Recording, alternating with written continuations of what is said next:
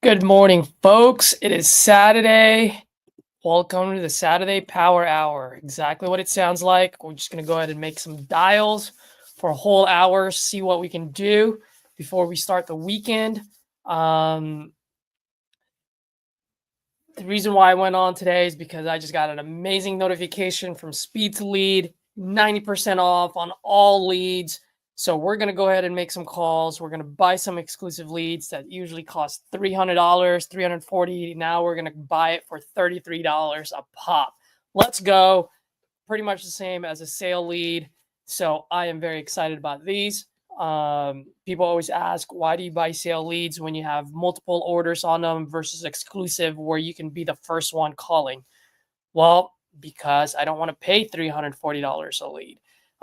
So now we have the ability to buy these exclusive leads. Let's put them to the test. Let's see how much better they are compared to the sale leads with Coupon Club. So I don't know who's watching, but if you're buying from Speed2Lead, if you bought a single lead this week from them, you can go on there with Loyal90 as your coupon code, and you will get all leads 90% off. So let's go. Who's watching? Drop a chat, comment on the chat. Let me know who you are, and let's get cranking over here. Let's go. I am excited. All right. Before I do that, I should probably do this just so that you guys don't see my leads. All right, so I already bought two, one for $38, one for $36. Victor, what's up, buddy? How you doing? Let's get cranking. I'm buying Speed2Lead right now for 90% off, bro. 90% off. Can't beat that.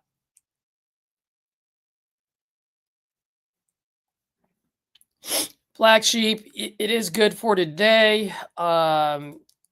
I believe you would have to bought at least one lead during the week. So if you bought one lead for the week, you have the ability to use the coupon today, which is Loyal90.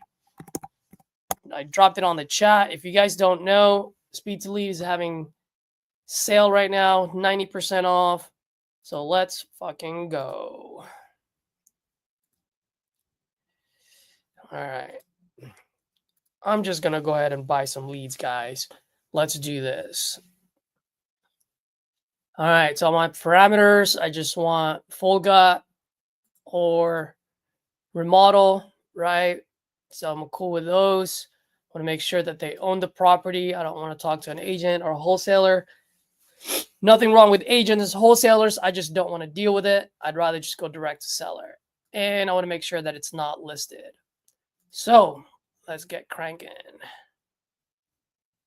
Oh, Black Sheep, man, you got to buy at least one. So I just bought this Edinburgh one. Oh, North Fort Myers. Oh, that was me. Perfect. I bought those two. Let me order another one. There's one that I wanted to order. Look, someone's already bought this one. Fort Lauderdale, relocating, owner occupied, remodel. They've been there for 29 years. Screw this. Let's do this.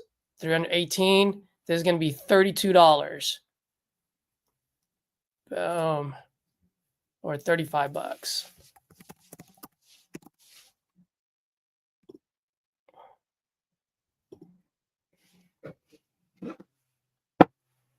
All right, guys. Let's see what we can do.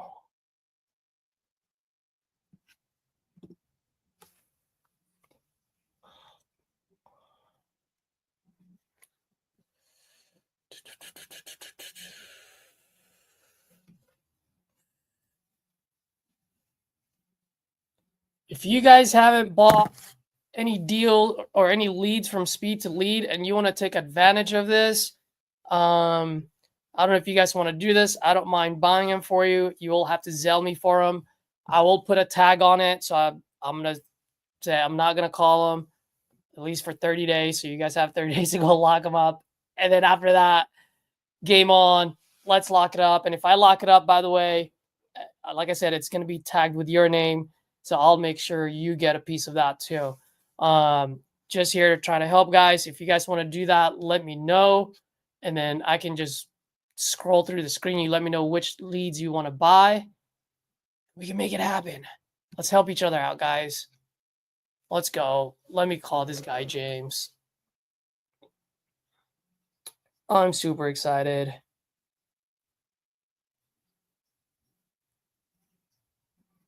Let's see. How do I do this?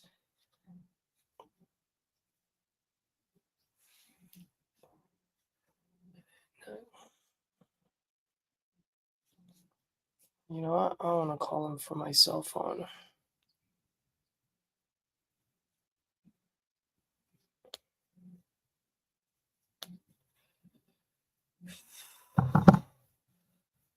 Sorry, guys. I just signed up for Resimply yesterday, so I'm trying to load this up. They haven't hooked up the Zapier webhook yet, so I'm gonna have to do this one by one. So just bear with me, all right, guys.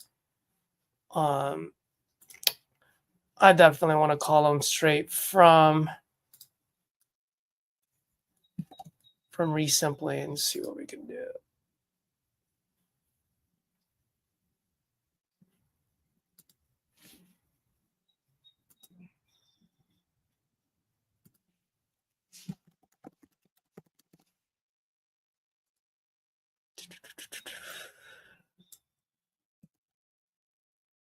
Let's go.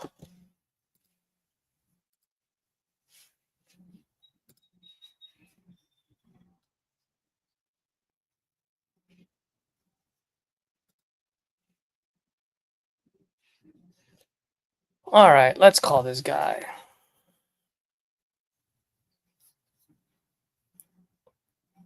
Resimply. Let's go to leads. Is he here? Yes, he is. Let's see if I can make a phone call.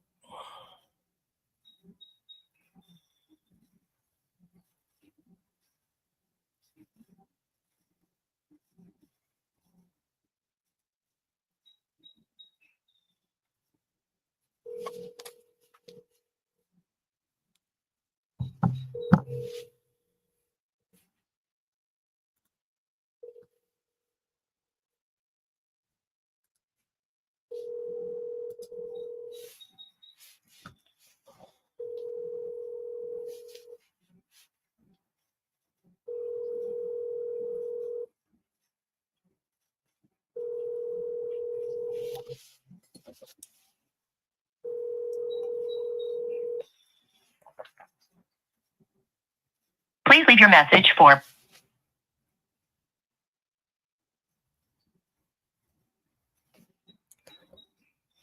Let's call him again, guys.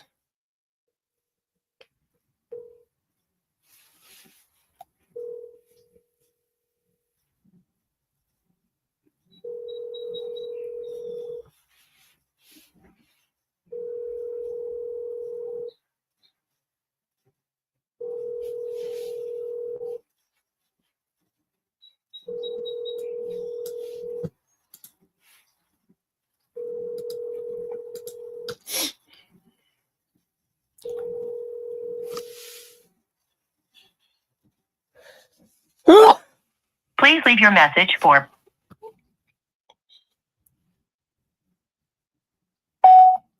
Hey, James. Good morning. Caesar here. I'm calling about your property on 9th Street out in Fort Lauderdale.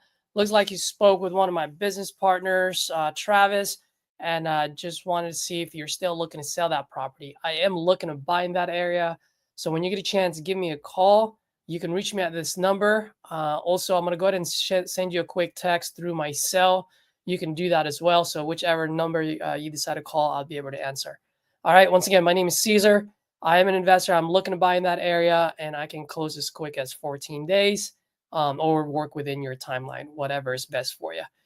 All right, James. Looking forward to hearing from you. Bye-bye. All right.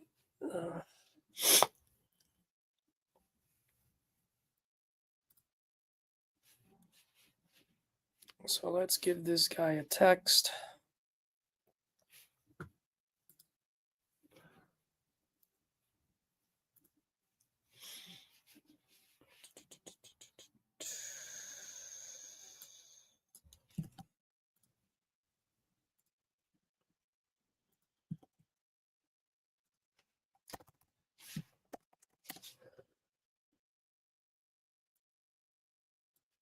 Voicemail about, what's the address here?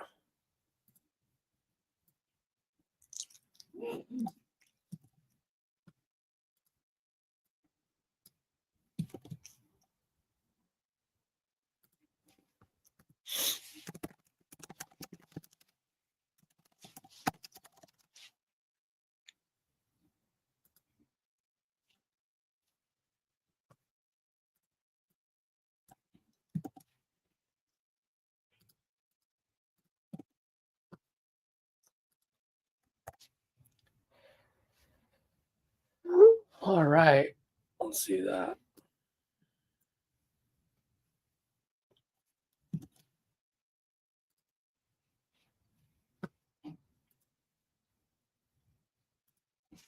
Today, what's today, guys? Today's the 1st, right?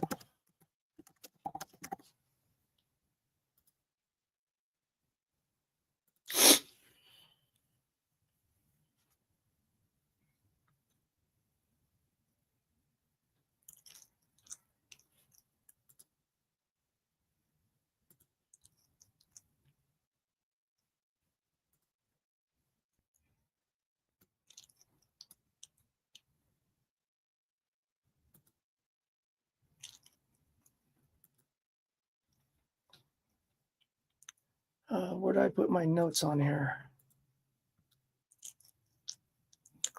There it is. All right, guys, just bear with me. I apologize. This is a new CRM for me. Still, literally just got it yesterday. I've actually been working on it the last 48 hours, setting everything up.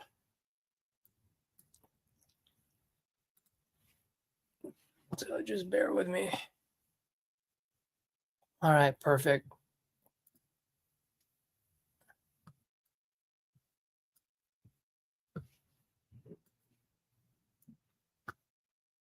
Am I still sharing my screen here? Oh, no, I'm not. Let's see who else is on here. What do you leave after the text? What do I leave on my text after the voicemail? Something simple, man. I just go, hey. I look at the notes on Speed2Lead. If they spoke with someone, I just say, hey, just left you a voicemail about your address. So like, hey, John, just left you a voicemail about 123 Main. Looks like you spoke with Travis or whoever they say, right? You spoke with Travis and it looks like you're looking to sell your property. Is that still the case? Caesar, simple, right? Or if they didn't speak with anyone, like, hey, looks like you filled out a form on my site. Looks like you're looking to sell 123 Main Street. Is that still the case? All right, so that's something that you guys can do. All right, let's get with the other one.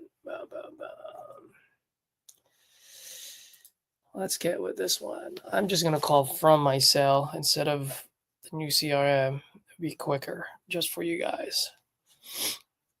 956.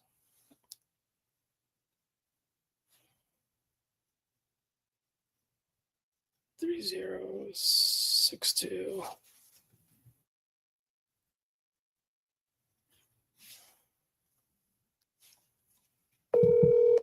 Call has been forwarded to voicemail. The person you're trying to reach is not.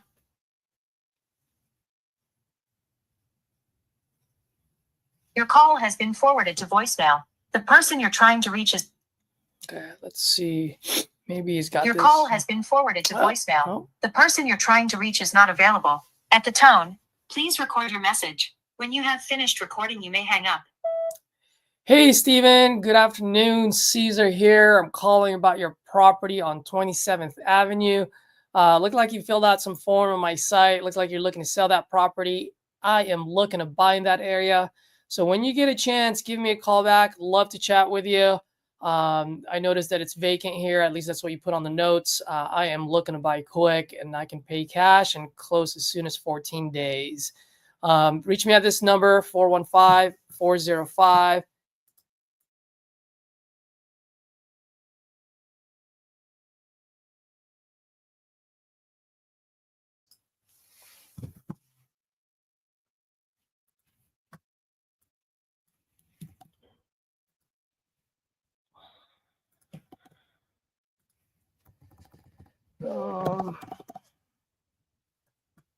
So guys, the ones that I'm calling today are not all, but so far I've been calling just exclusive leads. All right. So at some point I'm going to be calling sale leads as well. So we're going to put them to the test on if exclusive is truly exclusive. And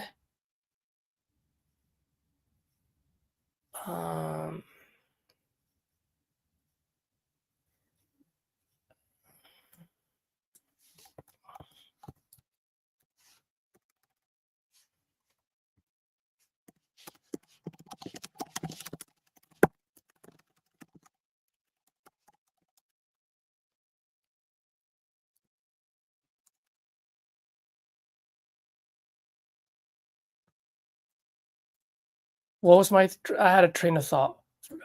Oh, I'm going to put them to the test against Coupon Club, meaning sale leads for $29. All right, so that was the second exclusive lead that I bought. Let me just put a note on here so I know what's today.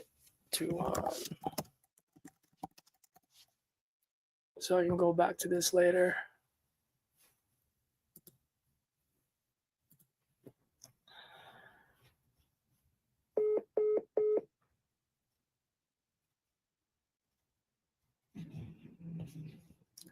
Well, that's wonderful.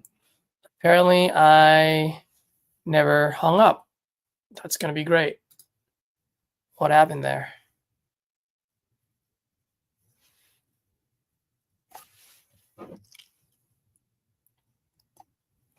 That's going to be a great phone call when he calls me back. Oh, that's hella funny.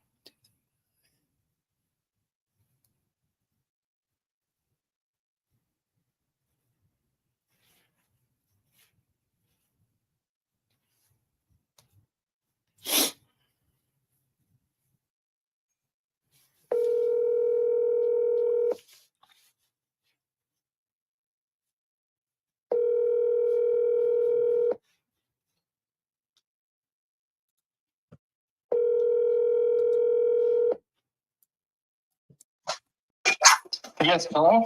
Yes, hello. Am I speaking with Ross? Yes. Hey, Ross. Good morning. My name is Caesar, and I'm calling about your property on Cypress Street. Looks like you spoke with one of my teammates, I believe Ashley. Are you by any chance still looking to sell that property? Yeah, I might. You might. Okay. Are you like moving? Are you moving out of there, or is this a tenant occupied? What was that? Tenant occupied, $1,600 a month. $1,500 a month? 16. 16. All right. Sounds like a pretty good mailbox money you got going on there. I got better. You got better? All right. If you don't mind me asking, what got you thinking about selling?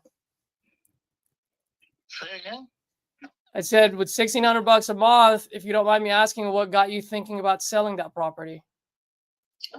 I might use some cash. I have 10 houses lined up to fix. Oh, you got 10 houses lined up to fix? Yep. Got it. Just new houses you're fixing and flipping them, or you keeping them?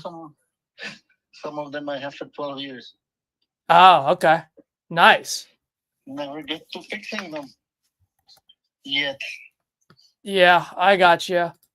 Well, my friend, I'm doing exactly the same thing. So I always like talking to other fellow investors. So how much are you looking to get for this one? 145. 145. That's not bad. Can you tell me a little bit what you got going on over there? Yeah, I bought it after After, yeah, 2 years ago. So it got flooded. It got 4 inches of water in there. So I had to fix the floors, cut the drywall around it. While I was in it, I checked all the electric, changed some plumbing, put the new drywall, new flooring, new used kitchen, new flooring, and we never had any leaks. That would be the problem with the financing of it. You won't get insurance because original roof is from 2005. So we it need. to be upgraded, but I don't need to upgrade anything. It doesn't leak. It survived the worst hurricane history of Florida. So Yeah. I got you. looking for cash buyer only. Find an investor who would appreciate the income. Yeah, no, absolutely. And then your tenant, how long has your tenant been there for now? 6 months. Oh, 6 months? Yep. So on a year-to-year lease then, right? I'm doing my leases for 7 months. So For how in long? case I don't like them. Oh, 7 months? Yeah, so because of tax reasons, you cannot do less than 6 months, obviously. Because Yeah. to be a motel and stuff. But 7 months give me the advantage I can get rid of them if I need to, which I really don't. My tenants sit with me. Yeah. COVID for 5, 7, 10 years. Well, so far, has he been good? Has he been a good tenant or no? Oh yeah, he's the best. He comes always on 28, 29, on 30. Actually, yeah, I shouldn't say that. He's coming to my house bringing me cash. So. Oh, that's good. All right. Sounds like a type of tenant I want. Yeah, all my fellow investors, no, you can't be friends with them and this and that, so it's kind of a shame to say that they know where I live and bringing money themselves. But Yeah. The Yeah. strategy worked out for me. Through all the COVID, when the government told them don't pay rent, don't worry about it, they all paid.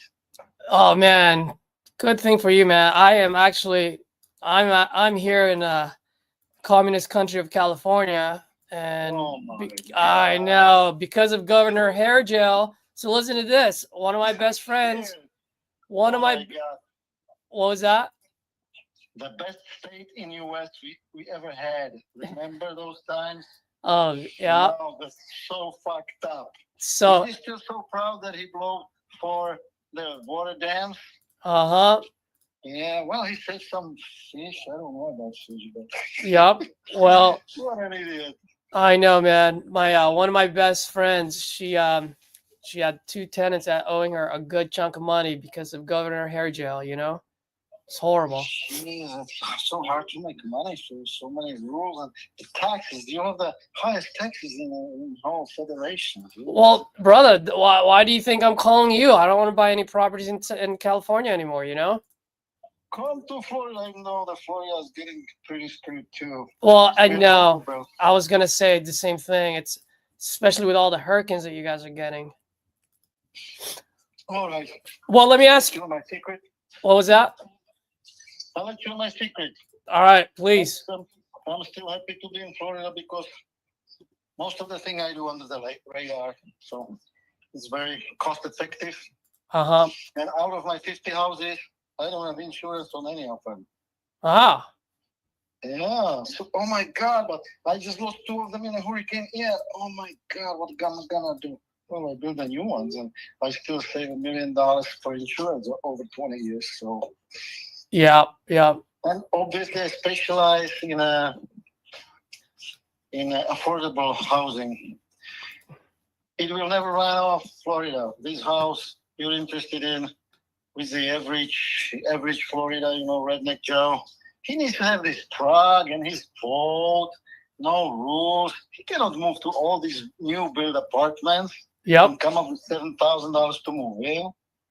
Yep. And he cannot even afford I was kind of worried about BlackRock, when they came up with this rent to own idea. I don't like that. Yep. It failed horribly. They're selling them all under the build price. So. Yep. So, but I already know that everybody wants a mobile home park like I had. A mobile home, so easy to fix, so cheap to get. And it's ATM machine. You're just bringing money every month. Yep. Now, I will never run out of tenants. I promise you. Yeah, that's true. So this one is a manufactured home. Is it a mobile home park or no? No, that is an old wood frame house. Okay, that's what I thought. Okay. All right. Let me ask you a question, man. Couple of quick questions, because then I think I like this deal, so I want to make a deal with you. Right now, based on how it stands, your tenant is paying $1,600 a month. Is there any room for me to raise that up, or is that a market rate? You might raise it about, what are you gonna raise, 100, 150, and to really stretch it? Yeah, not really, right? Well, I mean, I wouldn't. 1,800. As far as bring me cash in $20 bills. Yeah. 3 days before the first, then I wouldn't touch it. That's what it is. Yeah, Man, yeah. I'm not greedy. All my people, why do you think they stay with me for 10 years? Yep. Because I hardly ever jack up their rent. So Yep. the fuel's going all around it. They don't want to go anywhere. We want to stay with us. Yep. Let me ask you this, man. If I decide, I think I'm going to keep that tenant because of what you're saying. But if I decide to, let's say, fix it so I can sell it, I don't know if I'm going to go that route. But if I do, how much do you think I need to put in there to make it caught up to date, like 2024, 2025 look? Man, it all depends. That's what it is. You would need to have a new roof on the paper. Yep. I would have to have a new On roof. the paper, new roof for me on the fake paper is $5,000. Yep. Yep. It's gonna cost you $25,000 because you're gonna hire the company. That's what I was thinking. Roofers are crazy around here after here, you know. Yep. Now, my guys, I pull owner builder permit. I bought material from Cuban guys for half price. In a couple hours, you just put a new roof on it, done. But that's what I do. But yeah. We cannot do that. So that's a 20 grand roof. And that's about that. You don't need to do anything else. Yeah. So obviously, when the tenant would move, you pay in the house. But that's cheap stuff. That's just some cheap stuff. Yeah. By the way, with everything that's happened there, with the hurricane and everything, I mean, if I do fix it and sell it on the market, how much do you think I can get for it? That's a good question. We cannot move anything right now around here. There's nothing to move, right? Like I see, like some properties have been on the market for 292 days, pretty much a whole year. Another one for 111 days. You know, with all what's happening with the last administration, it got so bad that people got scared. Nobody moved. Whoever's got a cash kept it in a pocket.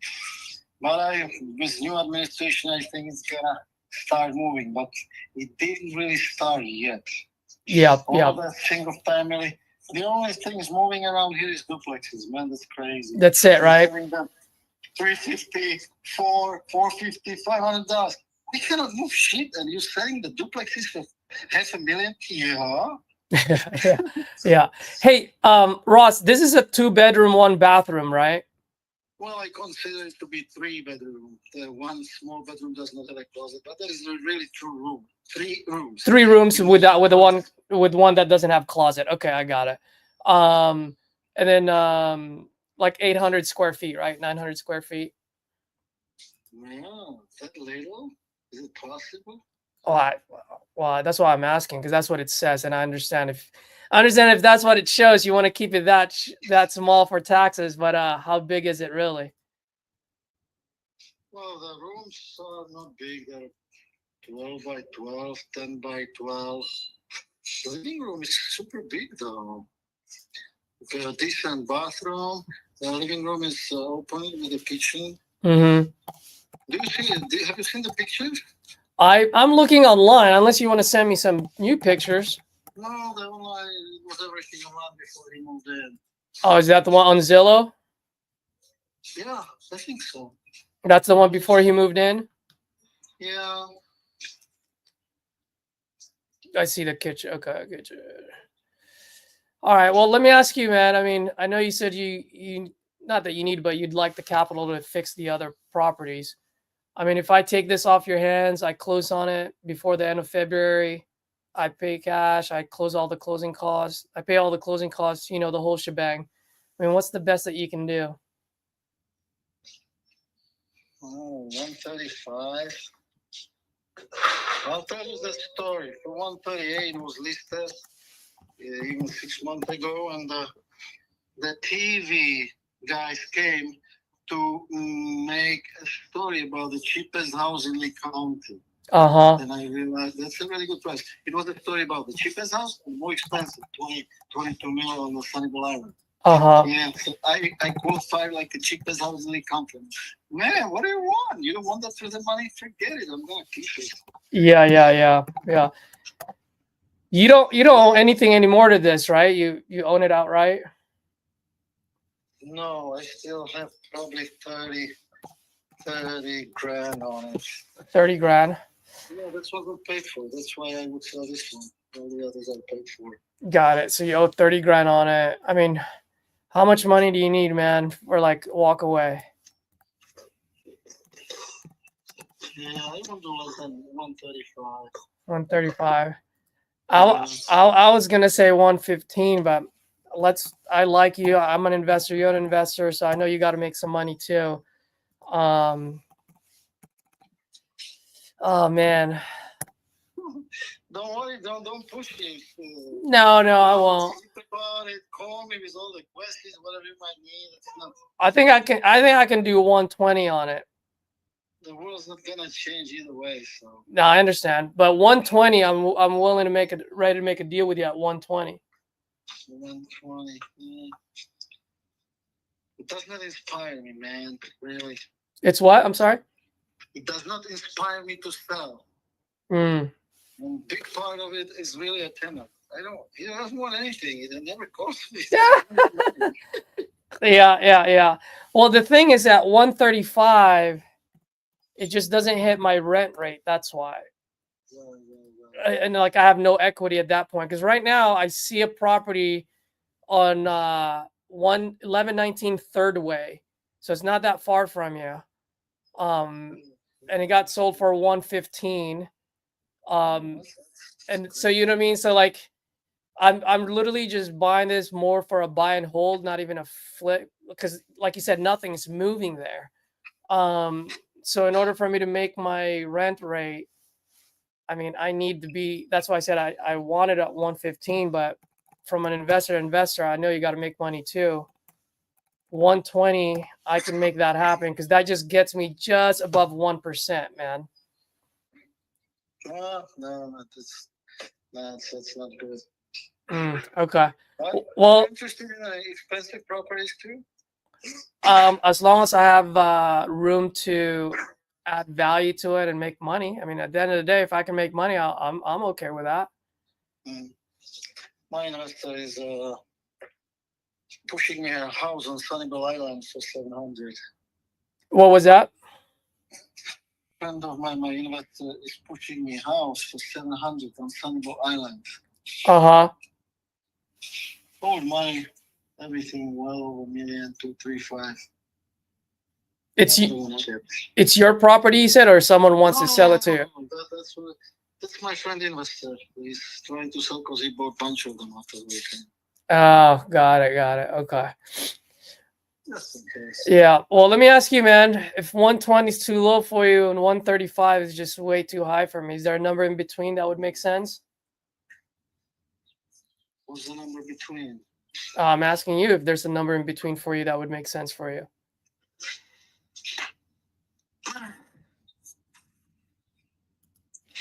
Like 128?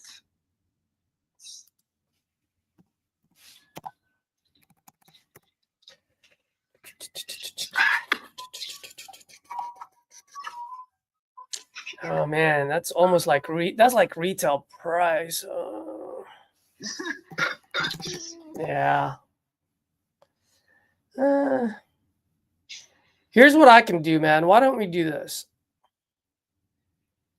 If you're open to it, because whenever I buy properties outside of my market, I always like to partner with local investors, just because it just helps me keep my keep a set of eyes on my project at all times. You know what I mean?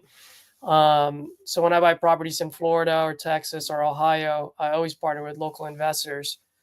What if we do a quick 14-day close? So in that way, in those 14 days, I can look for a local investor to partner with me on this at that price point. I'll send a couple of contractors and my guys over there too, just to check out the place. And then if we want to just go ahead and keep the tenant at that 1,600 and it makes sense for us, then we'll move forward. If not, we rip the contract in half. But I just asked for 14 days for me to be able to do my due diligence. How does that sound? No, it's okay. You need to know what you're buying. Hmm? You know, I don't want to scare my tenant. No. So Happy. yeah. No, I understand. Like I'm like I said, I own some too. So what we can do is when I send my guys out there, I'll communicate with you first, and then secondly, we can just say we're with the insurance company or something. You know what I mean? Just doing some appraisals.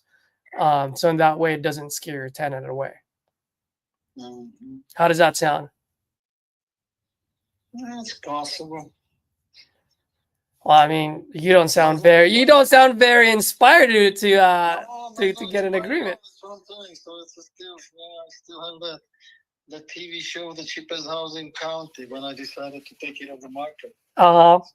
Wait, when I can. God, like 2 years ago, remember what was going here? Yeah. I sold that house for over $200,000, no problem, any day. Yeah. How's the flood insurance over there, by the way? Did they pull out, or has it gone up tremendously? It has gone up tremendously. I'm Yeah. right about that. It's easy to find out. That's crazy. Just like your insurance for the fire. For the fire, I know. I just thought of that. You know what? Just like you, I just realized that I am not that inspired anymore. I was only inspired because of the $1,600 a month, but with everything that's going on over there, I think that's way overpriced, actually. Right. Why don't we do this, man? I will text you my information, Ross. Let's stay in touch, because even if we don't make this deal, I have a feeling we're gonna make some deals together at some point in the future. Right. Well, especially if you're looking around somewhere else. Yeah. What are you looking at?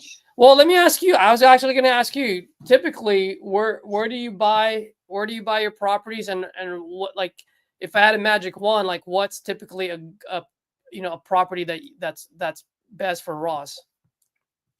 Ross is a builder. Ross buys everything nobody wants because it's horrible. It's hardly standing. Okay, so you can go for a full gut. You're good to go. And there's so much stuff. People who are really, this, I don't know, suit investors.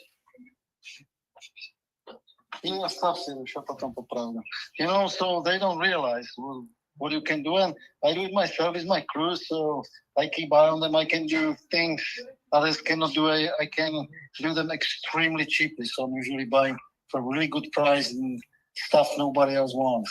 All right. So what's typically your price point? Oh, the best one, I can make 300, 350% a year on it. Mm-hmm. Yeah.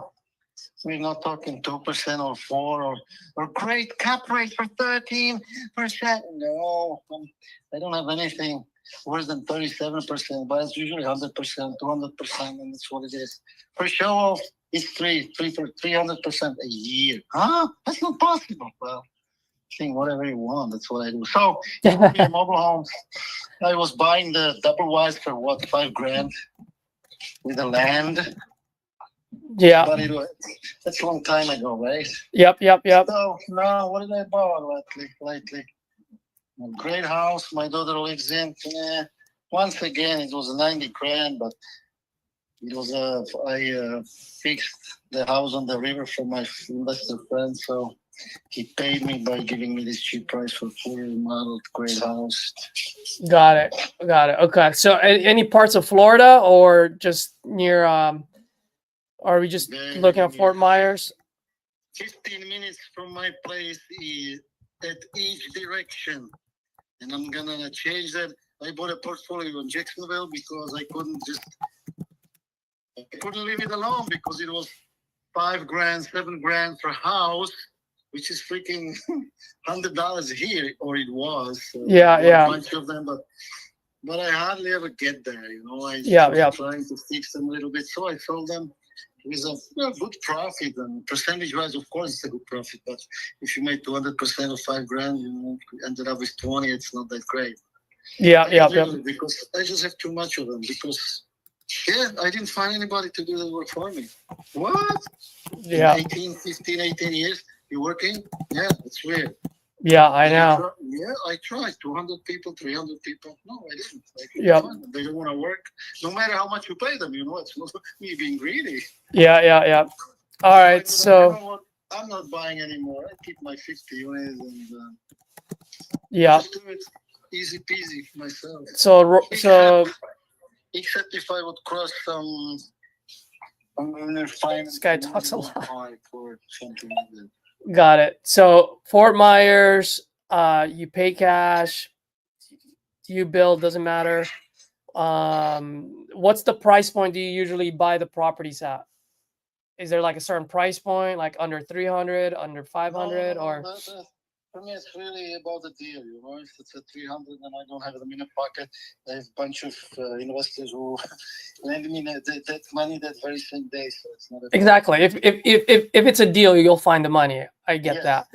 That's what it is. Yeah, yeah. So I focus not on any price point, but on a deal. But you know what? That's what it is. I don't do any flips. I got freaking 4 of them sitting there. I cannot move them. So no more flips for me. Screw it.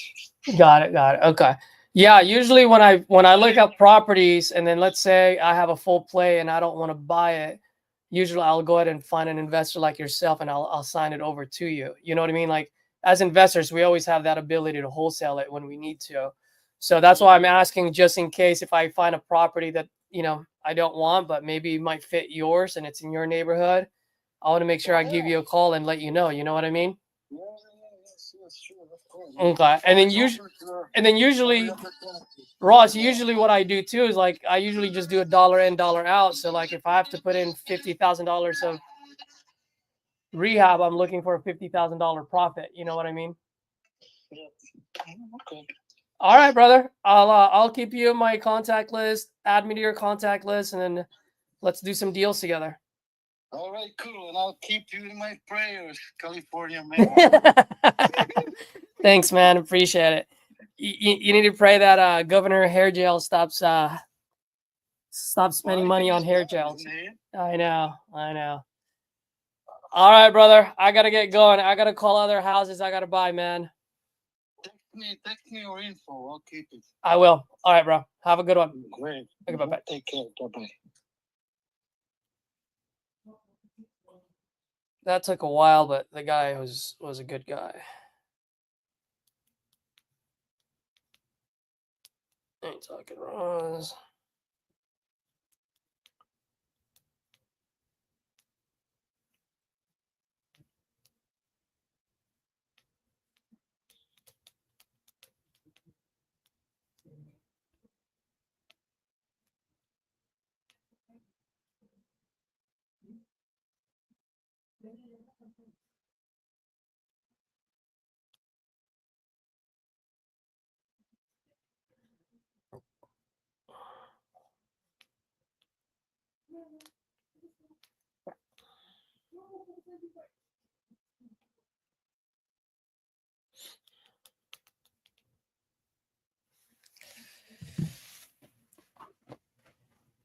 Yeah, I thought so too, Victor. The only thing is he's really asking for a high price.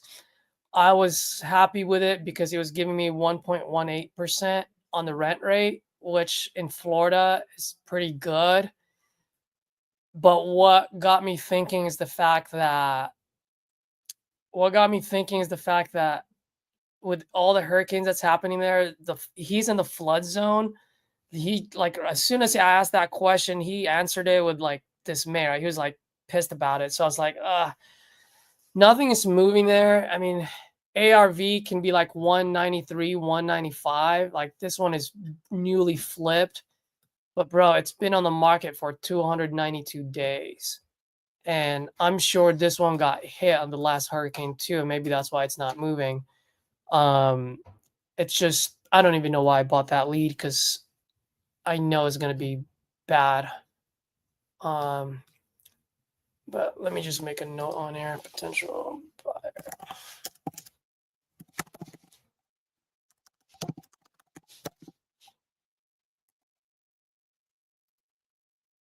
Jacob, what's up, buddy? How you doing?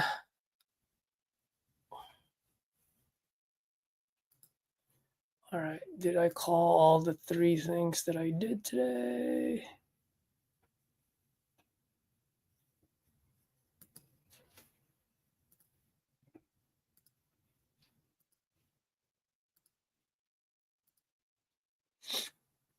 All right, cool.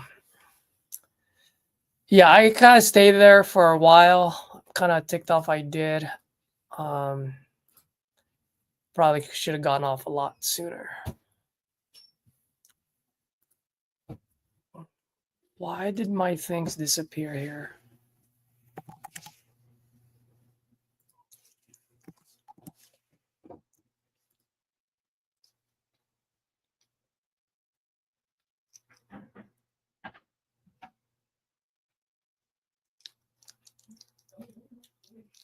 Okay, so we don't have anything in Ohio that's exclusive. Jacob, I don't know if you know, but Speed2Lead is having 90% off today, bro.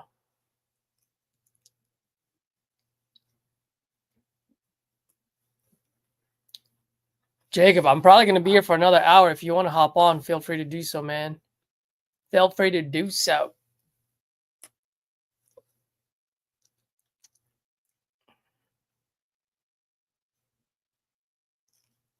Yup, for today only.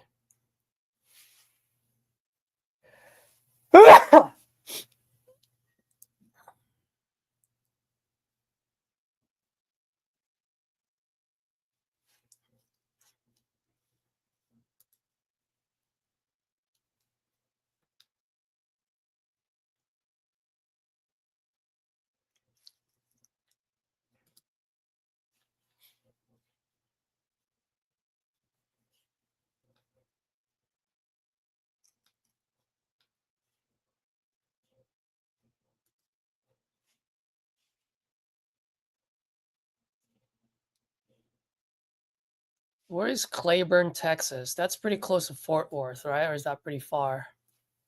Let's see.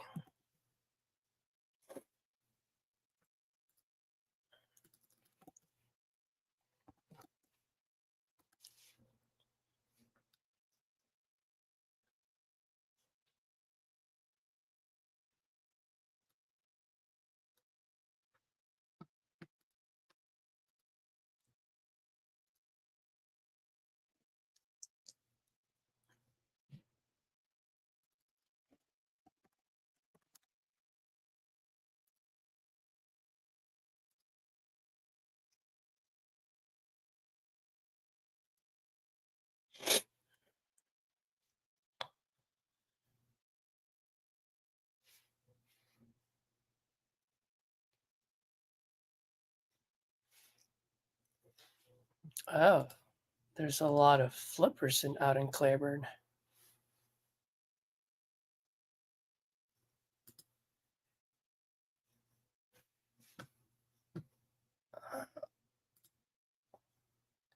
Jacob, what link do you want?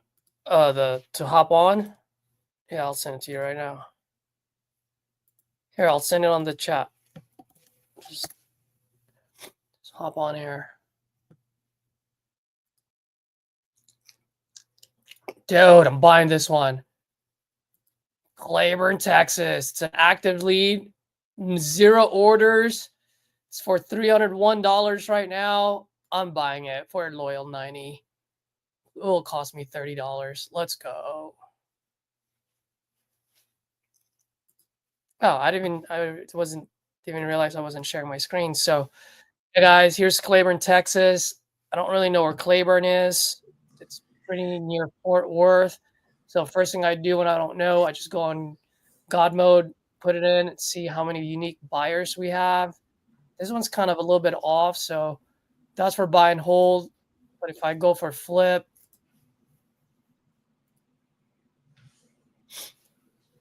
I think it's like 600 something. So within a 3-mile radius, I'm always looking for like 300, 500 buyers. It's going to run for a while. Jacob, what's up, buddy? What's going on? Good morning for you. So So remodel kitchen, 2020. See, this is what I like. It's 29 years. And I like that it's a mobile home owned land. It's tired of being a landlord, so it's tenant occupied right now. So I think we've got 274 in 3 mile radius. I'm buying this one, Jacob. $30, dude. Loyal 90, baby. Let's go. Rip it, man. $30. Oh, snap. Yeah, that's just like, what's the word that I'm looking for? Coupon club. Yeah, man. $1 more for, is that for everything like exclusive and active? Exclusive, yup. It's everything. Yeah, Exactly. That's why I'm doing it, dude. I wasn't even going to do this today. I wasn't going to go live, but I was like, 90% off. I got to do it. I got excited. Yeah. I'm already dressed up to go to the gym. I was going to go to the gym with my brother. And I was like, bro, I got to make some calls. It's 90% off. Yeah, man. He was like, all right.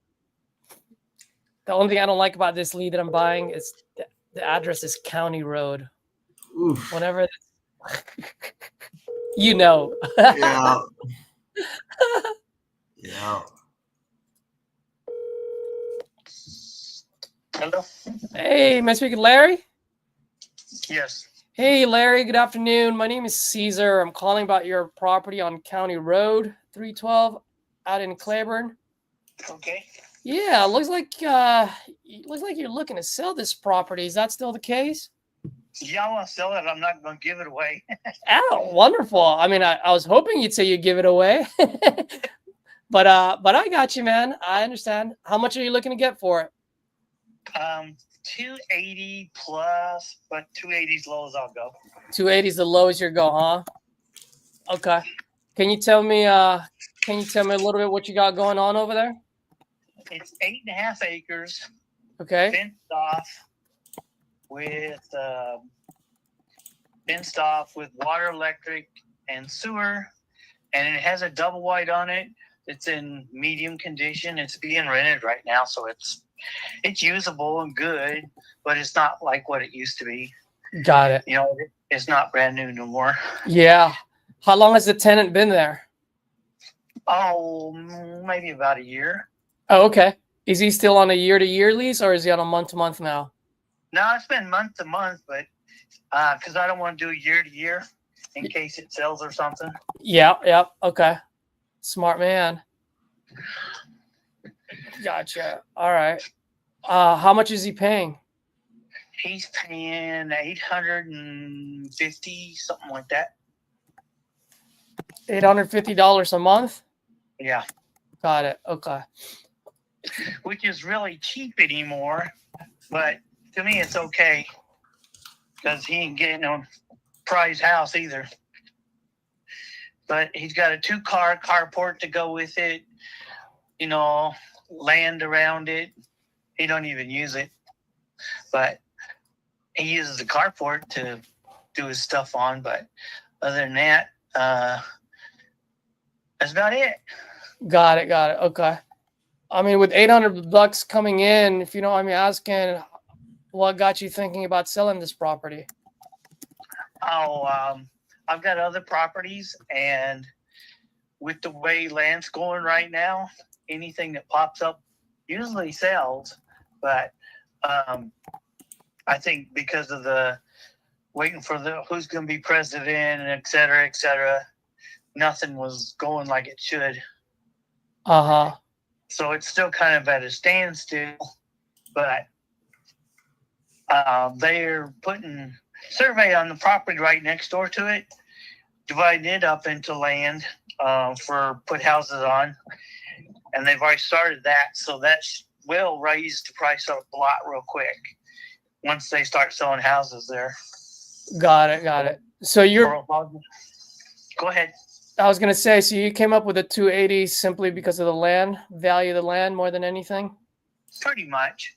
I mean, most of the land's going for 50 to 60,000 an acre, Then if you develop it, then the lots go for about 150 a piece, and they're 45 by 60.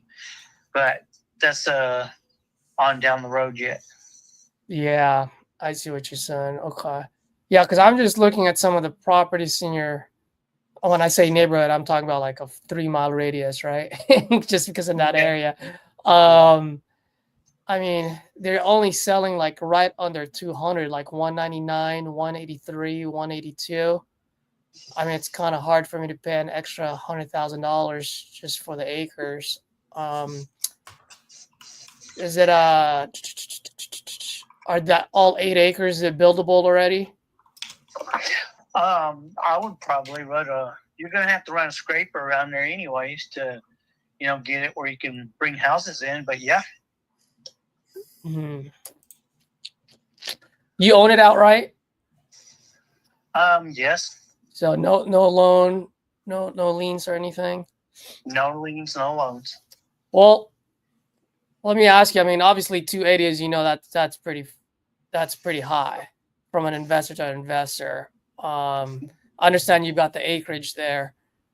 Usually when I buy a property and I'm putting value on the land because there's ability to build, right? Like you said, usually when I do that, because it does take time to get the zoning, the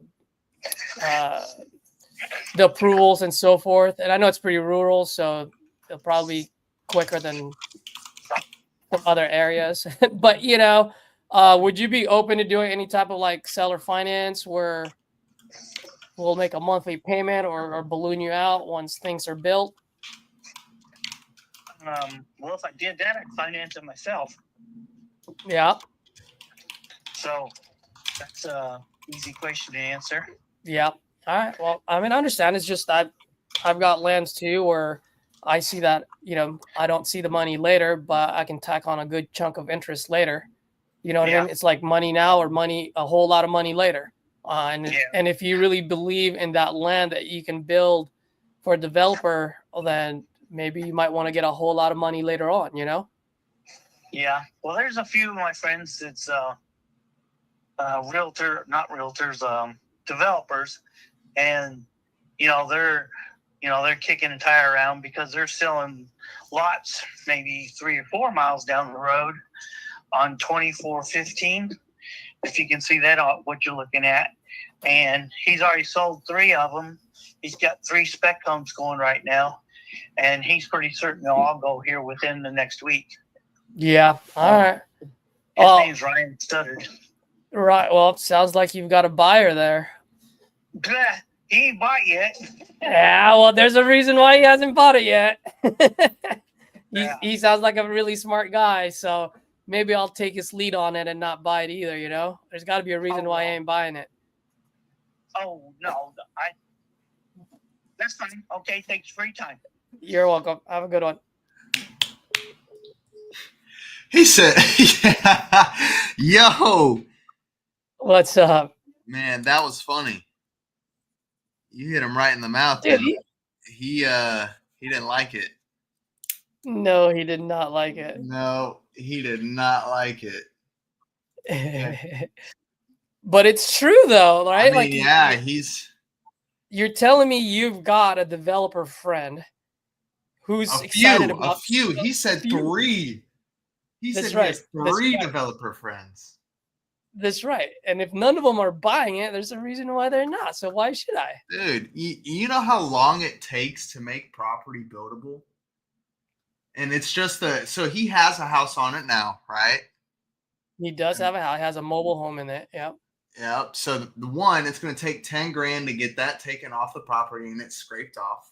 And then the rest of the property has to be scraped. If they're going to use that to develop anything, it's going to take surveys, water and soil tests, permits to be pulled. That process is 60 to 90 days before it can even be buildable. Like and when developers come in, they do want to do seller finance, but it doesn't take like tomorrow. You know what I mean? You want to be in that process for the next 6 months.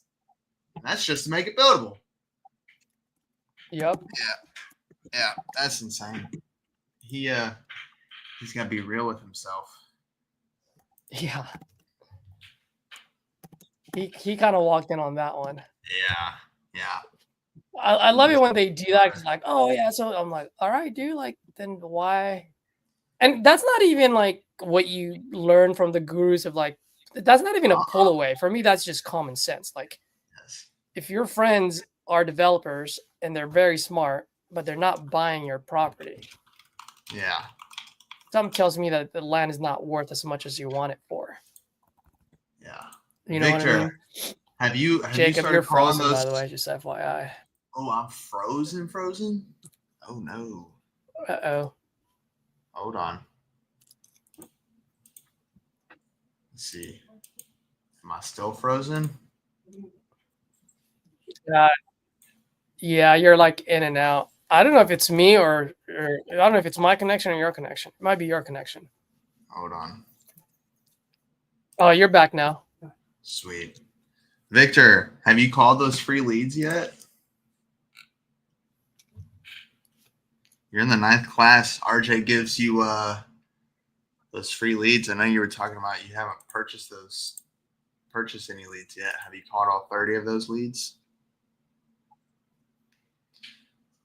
I'm gonna make a call, man. Let's go ahead. Let's start Go for it. Go for it, brother. power houring it out. Let's see. Go ahead and do it.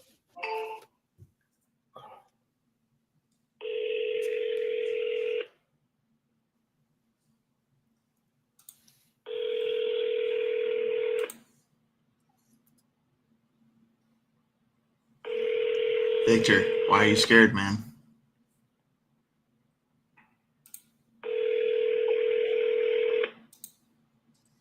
Your call has been forwarded to an automatic voice message system. 9783. Dial back. Victor, don't be scared, man. Just do it. Just make your call. You'll figure out where you need to improve after your first call.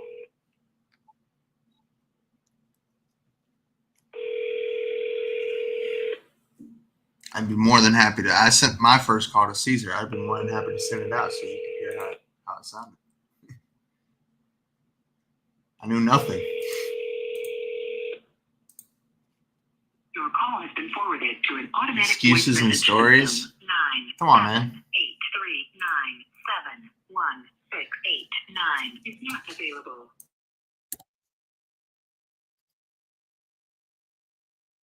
Hang up or press 1 for more options.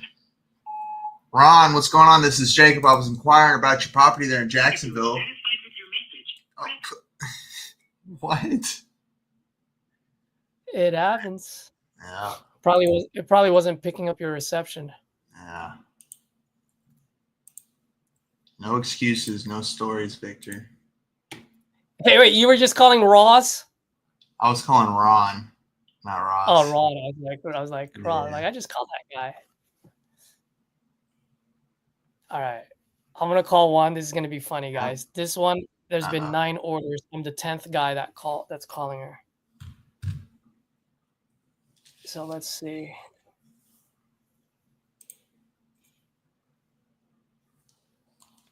I hope it's not that lady that you called the other day. What was that lady's name? It wasn't Sharon, was it? No. Okay, cool.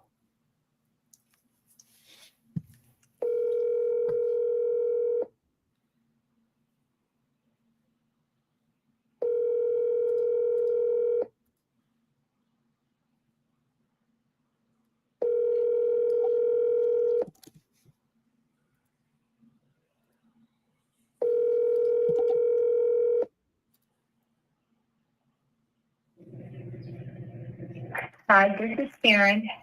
Sorry I'm not available. Let's double tap her. Let's go. No.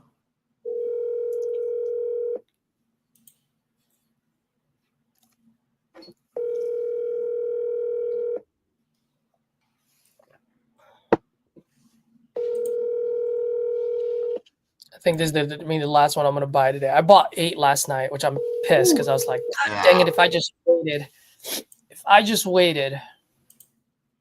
No. Hi, Karen. Sorry I'm not available. All right, you can go ahead and make your call. I'm gonna put myself on mute. Name. Yeah.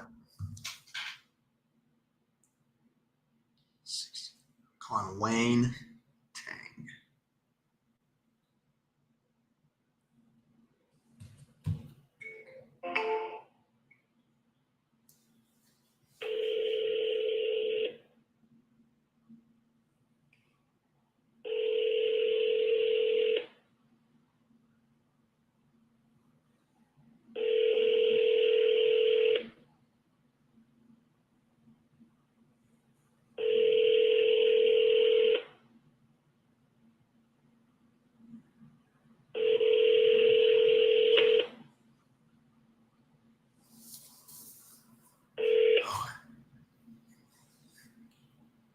Please leave your message for 6. Double tap.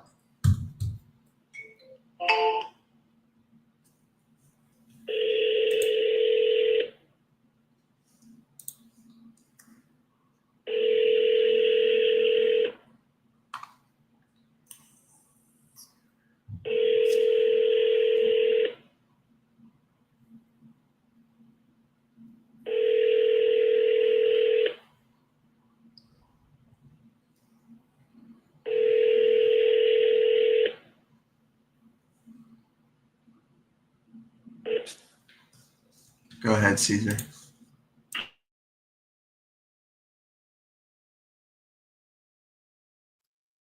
Hold on, I'm just texting this lady.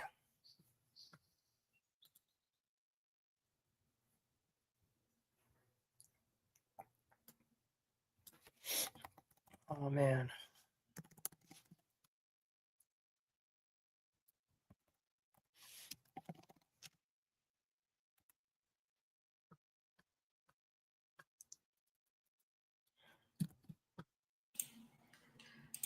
Oh, what the fuck?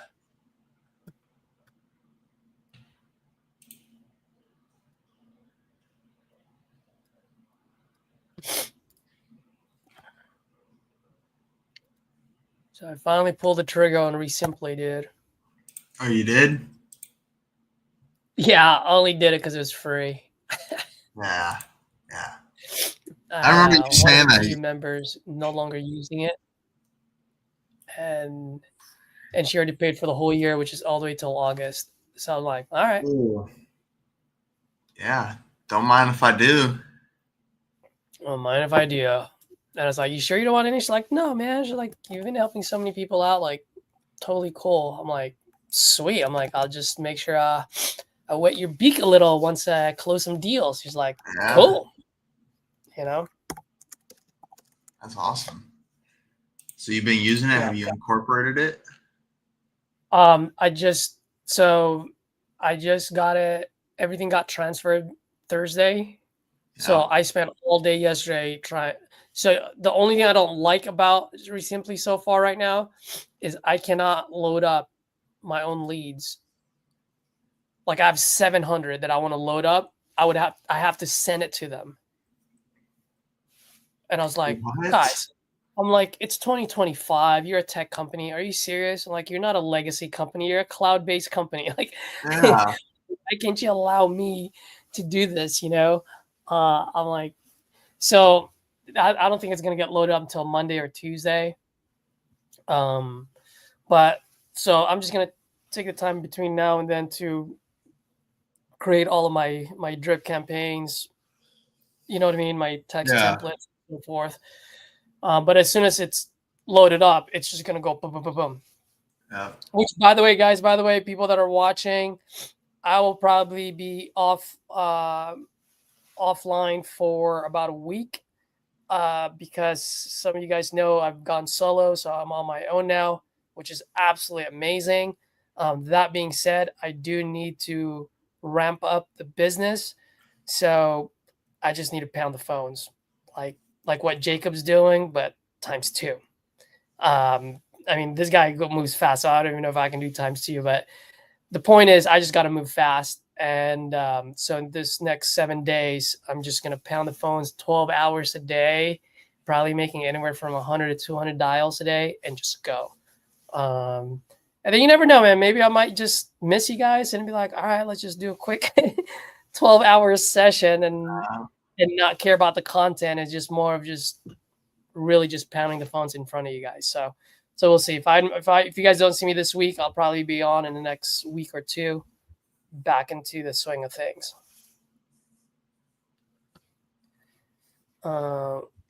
What's going on here? You're right. We'll start calling either tomorrow or Monday. Today after work. Perfect. Miles, what's up, buddy? You got $200 just in bonus balance. Heck yeah, let's go, dude. It's loyal 90. So you can buy some leads that are like $190. It'll be $19 for you. All right.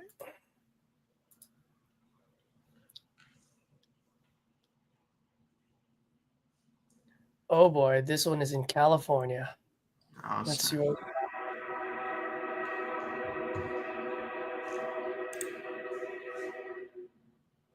What is that? Can Is that you the hear train? that? Yeah, Yeah, so there's a train track that goes at the backside of my property. bro. We were on the phone with Lionel, I thought you had played something on the computer. That's why Oh, you were laughing.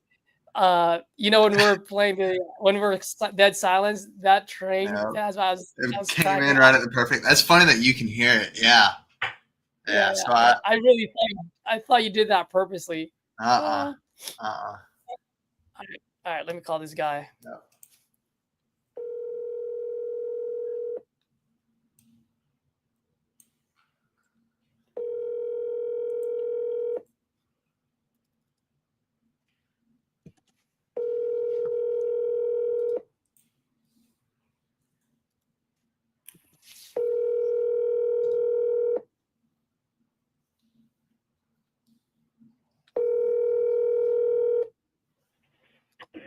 Thank you for calling my call.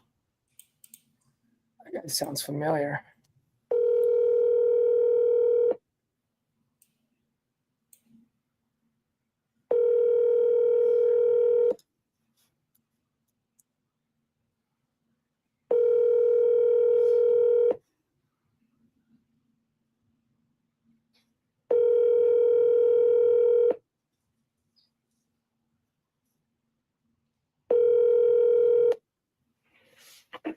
Thank you for calling my call properties here on the Central Coast of California. Unfortunately, I can't take your call right now.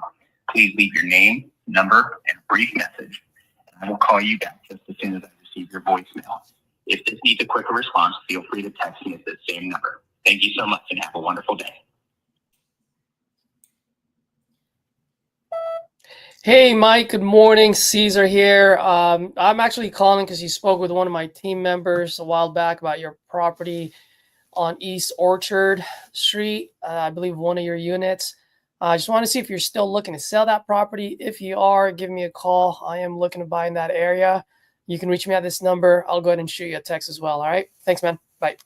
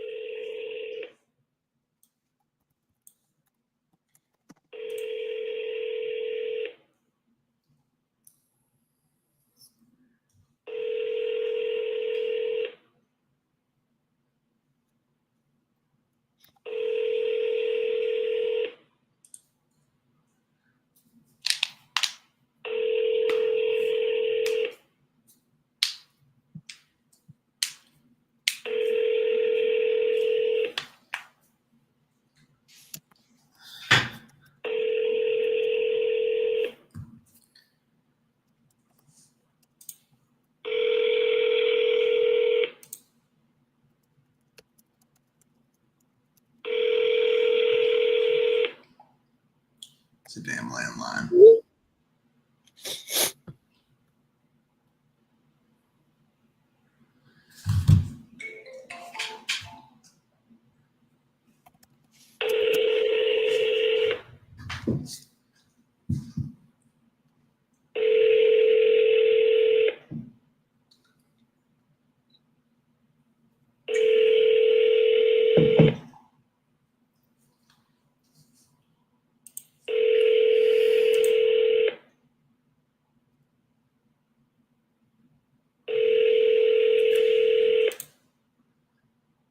I don't think it has a voicemail.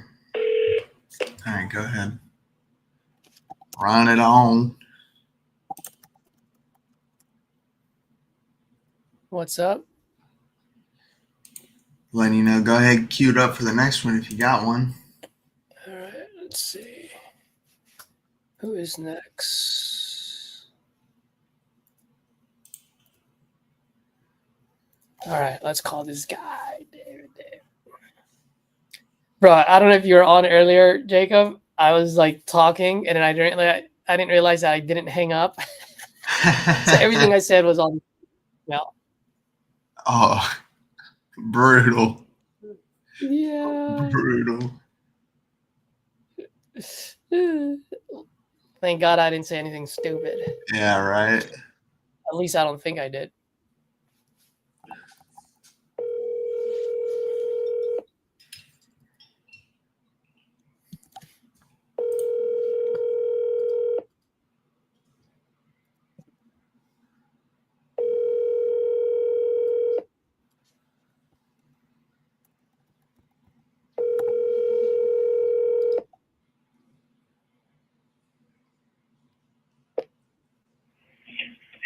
You have reached David Alston at 5. Good call.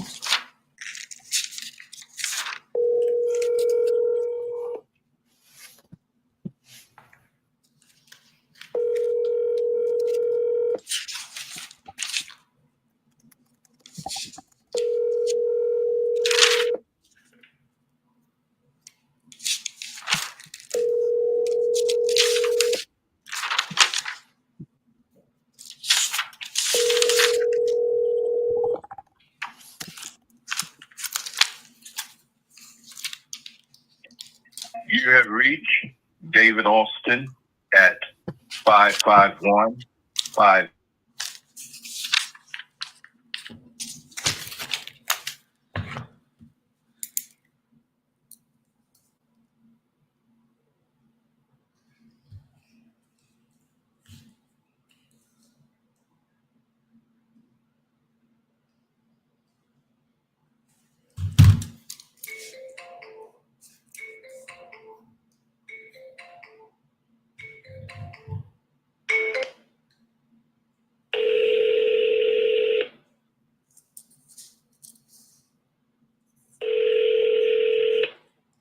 Your call has been forwarded to voice. That was too short, man. No way you sent me a voicemail.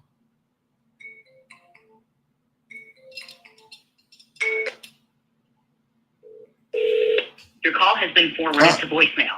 The person you're trying to reach is not available. At the tone, please record your message. When you have finished recording, you may hang up.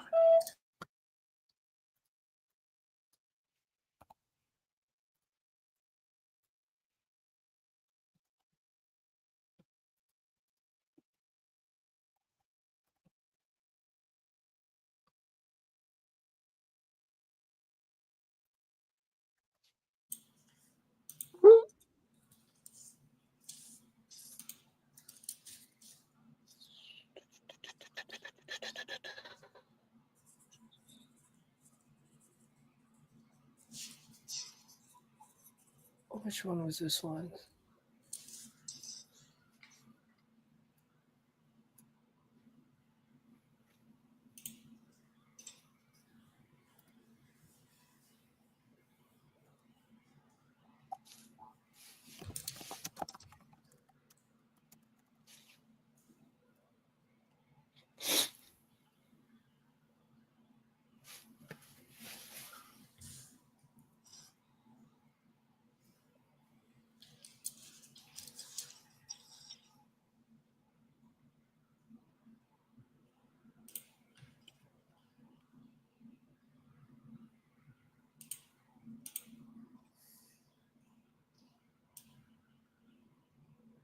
Let's call a fellow San Franciscan. What do you guys say? Oh, snap. Let's see what we can do. I'm still trying to figure out how to use this fucking app here. What the fuck, dude? How do I make... Oh, there it is. Herman. Let's go.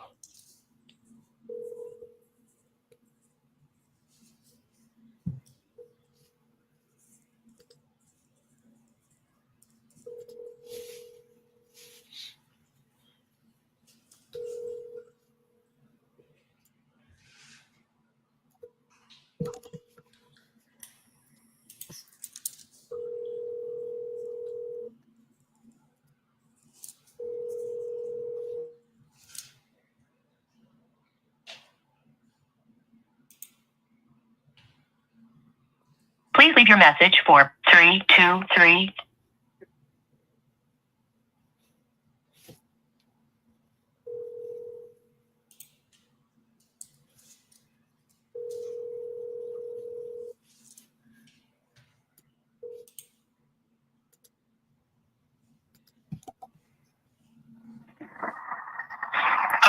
Hey, is this Herman? Yeah. Herman, good morning. My name is Caesar. I'm calling about your property in San Francisco. What about it? Are you by any chance still looking to sell that property?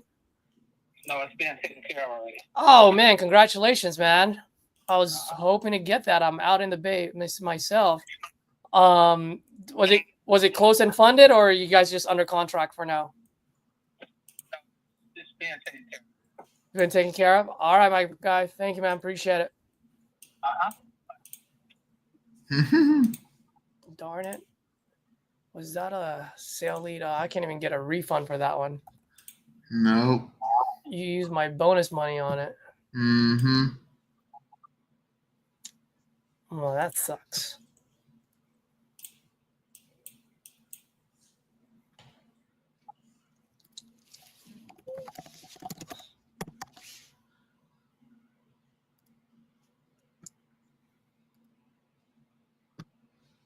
Go ahead, Jacob, if you want to make a call. No.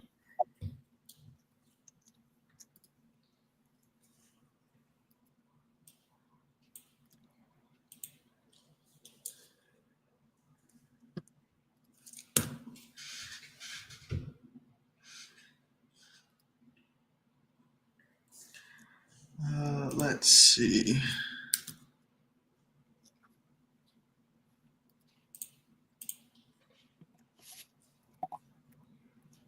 It was this one, Mr. Rodney.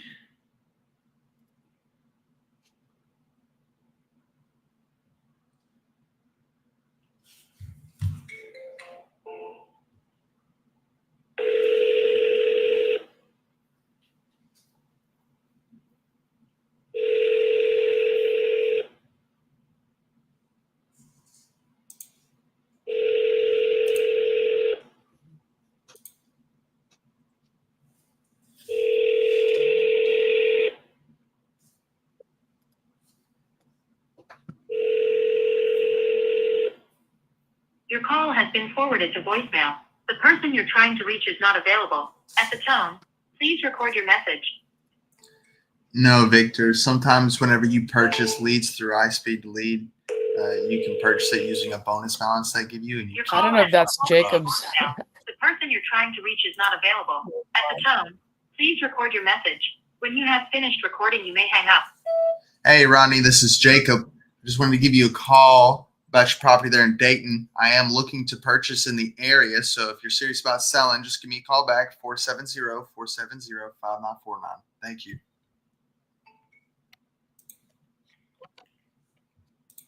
By the way, Jacob, if you have any properties in Dayton, Akron, Ohio, dude, I have a buyer, closes 14 days. What? His price point is just up to $50,000. Oh, hell yeah. As long as it's not fire damage, he's good to go. We can definitely make some deals there. And he's like, and he doesn't care about how much you make. He's like, bro, like as long as I make my margins in the back end, like that's all I care about. Shoot. This guy would probably be perfect if I can get him on the phone. There you go.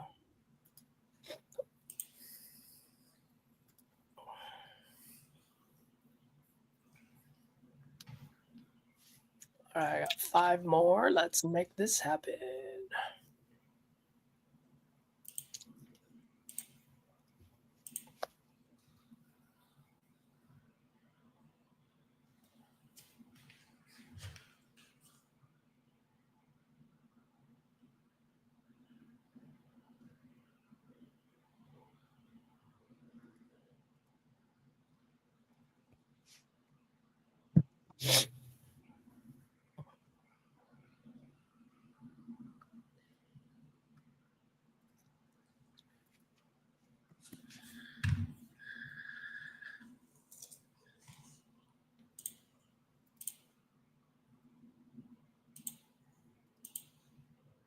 Oh, nice.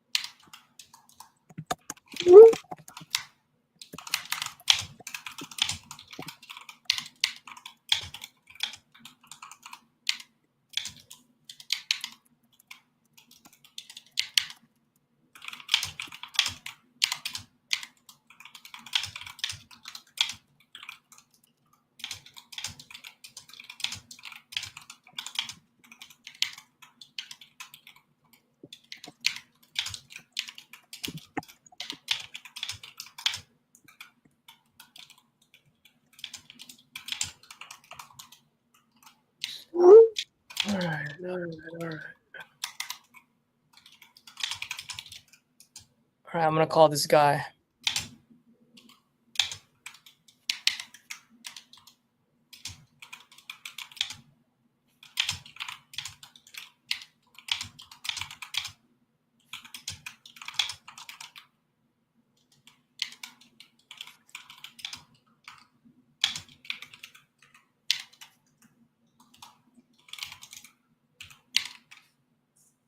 Jesus, this app is not liking this. Kind of liking it. I'm kind of not liking it.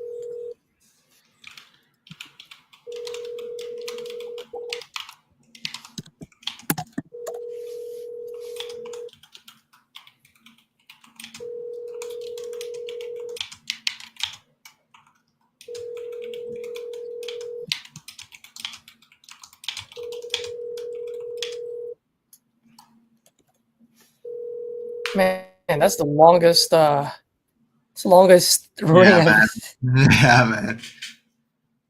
He's a landline.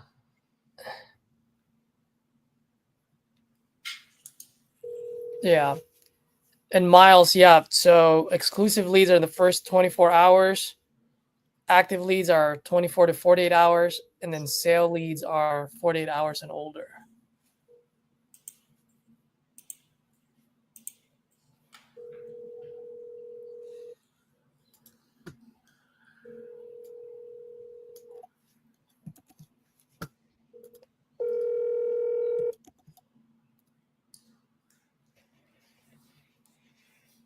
Hello. Hello, this is Tristan. One the only. Tristan, good afternoon. Calling about your property on Connecticut Avenue. Just want to see if you're still looking to sell that property by any chance. So hey, brother. Actually, I'm a little bit of a different situation. So, I actually work on Google Ads campaigns, Oh, and I saw your ad.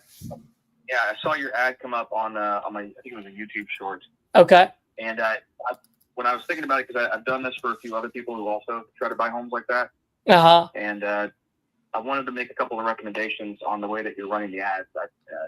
A few of the things basically bothered me about it. The main thing was the fact that I was seeing the ad at all, because number one, I'm not a homeowner, and you can exclude that from your Google ad campaign. Okay. And then number two was I'm a relatively young male, and I'm also on my mobile device. 20% more conversions happen on desktop. And I'm also, again, younger demographics are not typically going to have a house. I'm 25, man. Most of us don't have homes. So I wanted to see, actually, that's why I applied, man. I wanted to see if I could do a review of your current campaign for free. Like, if you'd be willing to sit down with me on that, and I could make some recommendations. Is that something you'd be interested in if it was totally free? Yeah, that's something that my partner usually does. I'm just a sniper, man. I just call the people. So why don't I do this? I got your information. What I'll do is I'll forward it to my partner. And if he wants to do it, then I'll just tell him, hey man, this guy is pretty cool. Give Tristan a call and see where we can go from there. How does that sound? That sounds fantastic. What's your name again, man? My name is Caesar. Caesar. Okay, so you're the sales guy, right? Calls for I'm purchasing the property. I'm the guy that's yep. I'm the guy that's calling. I'm purchasing them. Yep. Okay, so the goal is to get you more. Can I ask a couple questions if that's okay? Just about I'm guessing you get leads, right? I would assume, and you pay if you close a little bit or something like that. How do you feel those leads are? Are they good for you right now? Are you getting actual customers that want to buy? Yeah, great question. I do. It's a little bit of both, but at the end of the day, they're just leads, you know. If they can fog up a mirror, I'm calling them. Fair enough. So let's say a week. Would you get How many would you get? Like 100 leads that you'd call? No, I'd probably get about 50 to 75 at the top. I am closing a good chunk of them. So as far as I like your style though, man. You are a hustler. I'm loving it. But yeah, but I do buy my leads a lot from other lead providers as well. So Yeah, I hear a lot. I had one of the guys tell me he's buying them from Israel, but it's like that he has to return like 50 to 70% of what he makes back to him. oh Really dude, expensive. that's horrible. You should have picked that guy up as your client. I'm trying to help him too, man. I want to corner this market because I feel like the fact that I'm seeing all of your ads to me is a problem because I'm not a homeowner. Again, I'm the opposite of the customer you want. So it sounds like you're getting decent conversion. So if you get 75 leads, let's say on You guys want me to keep playing this or mute it? 20. What was that? I was trying to see if you got to go, man. I won't stick around, but No, I know. get 75. I do got to get going, but I do close about 22% of them, so I do have a pretty high closing ratio. But yeah, I think the best one to talk to would be my partner. I'll have my partner give you a call. I got your info. Because when it comes to these things, man, it just sound like you're speaking Chinese to me. You know what I mean? That's just not my strength. But I'll have my partner give you a call, and then you guys can hash it out. And if it makes sense, well, it makes sense. Amen. What's his name? His name is Jacob. Jacob. Okay. All right. Would you feel comfortable giving me his number to text? I would only text it one time or make one phone call. I wouldn't. Yeah, dude. I would rather just have him give you a call, if you don't mind. Okay. Just because he just got a brand new baby, man, and so I try to minimize the amount of people that reach out to him. But I'll have him give you a call. So you might not hear from him for a few days, just because, like I said, his wife just came back home and just got a brand new baby. So we'll figure it out though, man. You got my number. Give me a call anytime. All right, G. I appreciate it, man. Thank you for your time. All right, later. Yo, ain't no way. Ain't no way. Was that a bonus balance one? That was a bonus balance one, I think. Ah, no. Yeah, which one is that one? What was his name? I forgot his name. Tristan. Where is Tristan? Oh yeah. Nope. Well, do we get a? Oh no, I bought it. It was an active lead, so I think I might have still used the bonus money. Darn it, dude. I'd still like put an inquiry in about that. Like, come on. Yeah. This dude pitched me. For sure. I definitely need to. I'm gonna put a note here. I'm gonna give him I'm gonna submit this later today. I don't want to waste time doing it. But go ahead and make your call. But I will definitely do it. That was the first, Victor. Yeah.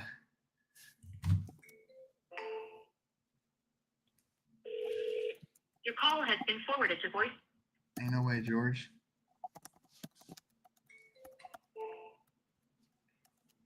Your call has been forwarded to voicemail. The person you're trying to reach is not available. At the tone, please record your message. When you have finished recording, you may hang up. George.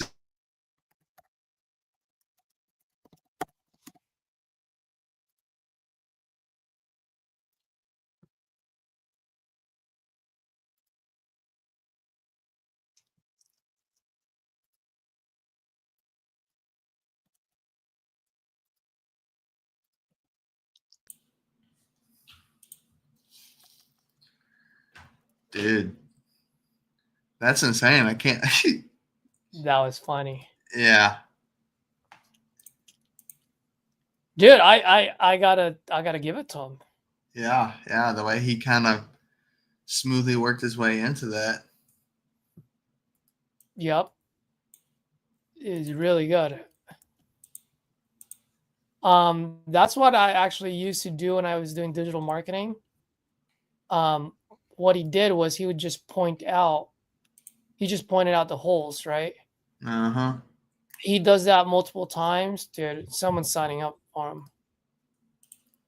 because he pointed out a very good point. He's a 25-year-old male, probably doesn't own a house, wasting your money getting in front of him. But I mean, he did fill out a form nonetheless. So Yeah.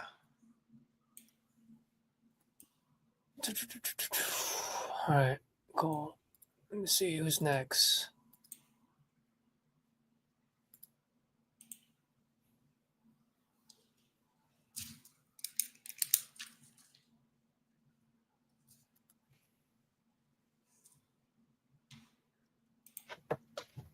Let's talk to Bridget.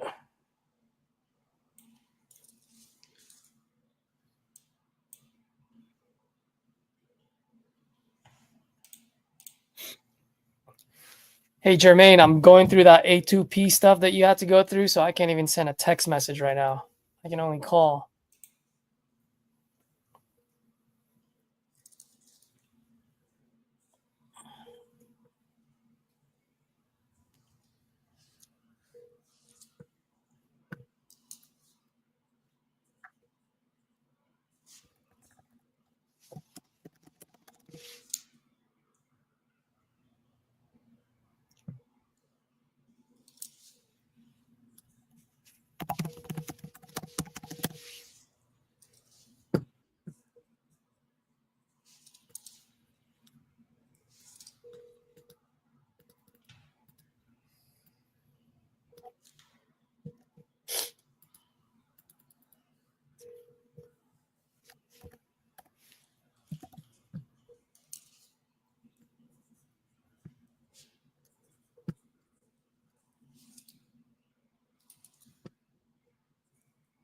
Yo, what's up with all these things?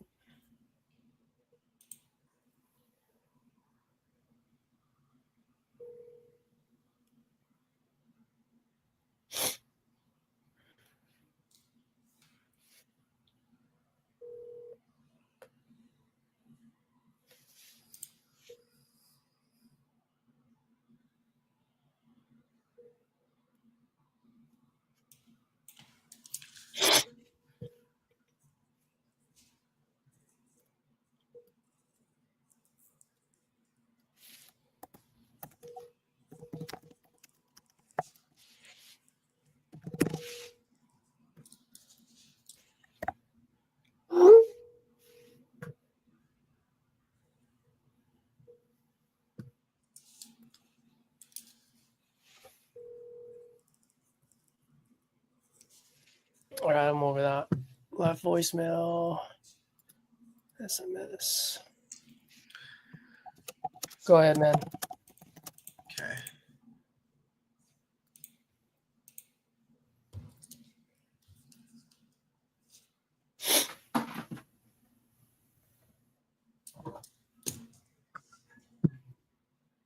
Okay, let's see who's next. Kristen.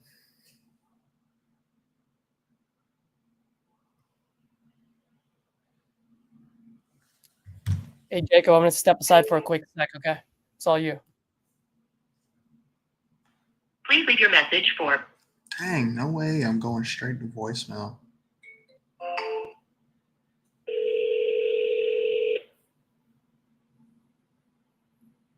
Please leave your message for 71799444827. Hey, Kristen, this is Jacob. I was calling about your property there on Bainbridge. I am looking to buy in the area as soon as possible. So if you're interested in selling still, just give me a call back, 470-470-5949. Thank you. All right.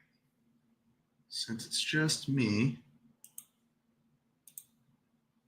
I am going to rip them.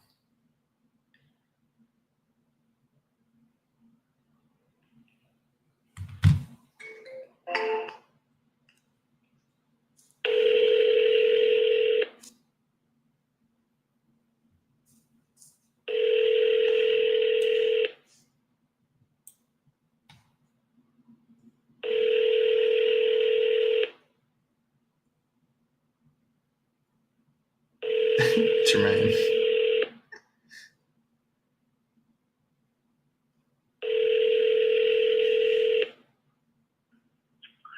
You've reached the voicemail.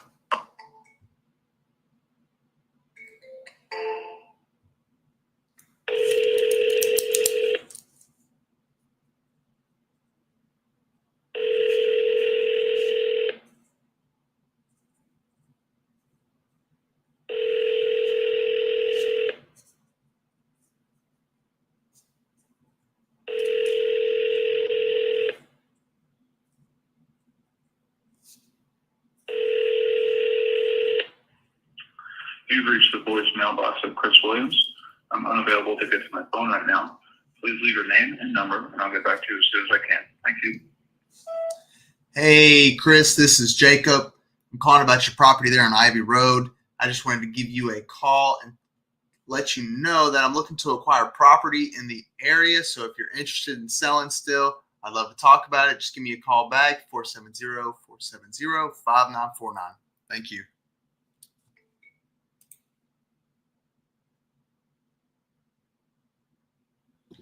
All right, let me make a call. Hyro, what's up, man?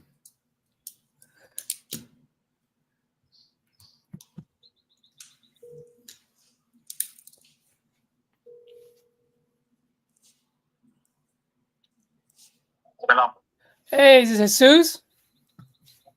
Yes, sir. Hey, Jesus. Good afternoon, man. My name is Caesar. I'm calling you about your property out in Amarillo, the one on 4th Avenue. Okay. Yeah, are you by any chance still looking to sell that property? For the right amount of money, brother, anything's possible. What's up? For the right amount of money. Absolutely right. Well, how much are you looking to get for it? They had an offer here about 2 months ago, around 60 or so. Around 60? Yes, sir. Nice. That's a pretty good offer, man. How come you didn't take it? You know me, trying to hold up. So 60K for Amarillo, man. That's pretty good. Oh, can you tell me a little bit what you got going on there? Then let's see. yeah, right now we got nothing going on in the house, so we're good. Okay, so are you saying it's vacant? Yeah, it's vacant right now. Got it. How long has it been vacant for? Probably around 2 months, 3 months. Okay. I was working on it, trying to get it all ready to go back to the rental cycle, but I haven't finished it out yet. Got it. Okay. Well, dude, I always love it when I'm talking to other investors because it makes it so much easier. So let me ask you, how much were you renting it out for before? The rent that I was getting for it was $900 a month. $900 a month. Okay. Now you said you were fixing it to get it rent ready again. Yes, sir. Once you fix it, how much can you charge? I'm guessing around there, about $900, $1,000 a month. So Still right now. Okay. And then so right now, how much? What were you fixing and what needs to be done? Like, how much is it going to cost me more to get it done? basically, the only thing you do is just finish off cleaning off the few rooms that you got left over, just to paint and then cleaning it up. That's all it needs, just a good cleanup. So a quick 5,000. Probably not even that much, brother, because I got most of it done already. So You got it mostly done already, huh? yes, sir. All right. And this is a 3-bedroom, 1-bath, 1,075 square feet. Does that sound right? Correct. Yes, sir. Got it. Okay. 1,075. Yeah, but the only thing you're gonna have to do this is probably just clean out the yard and finish painting it. That's basically all it needs. And of course, a good cleanup. Got it. Nothing water and soap wouldn't take care of. Got it. Okay. Oh, let's see.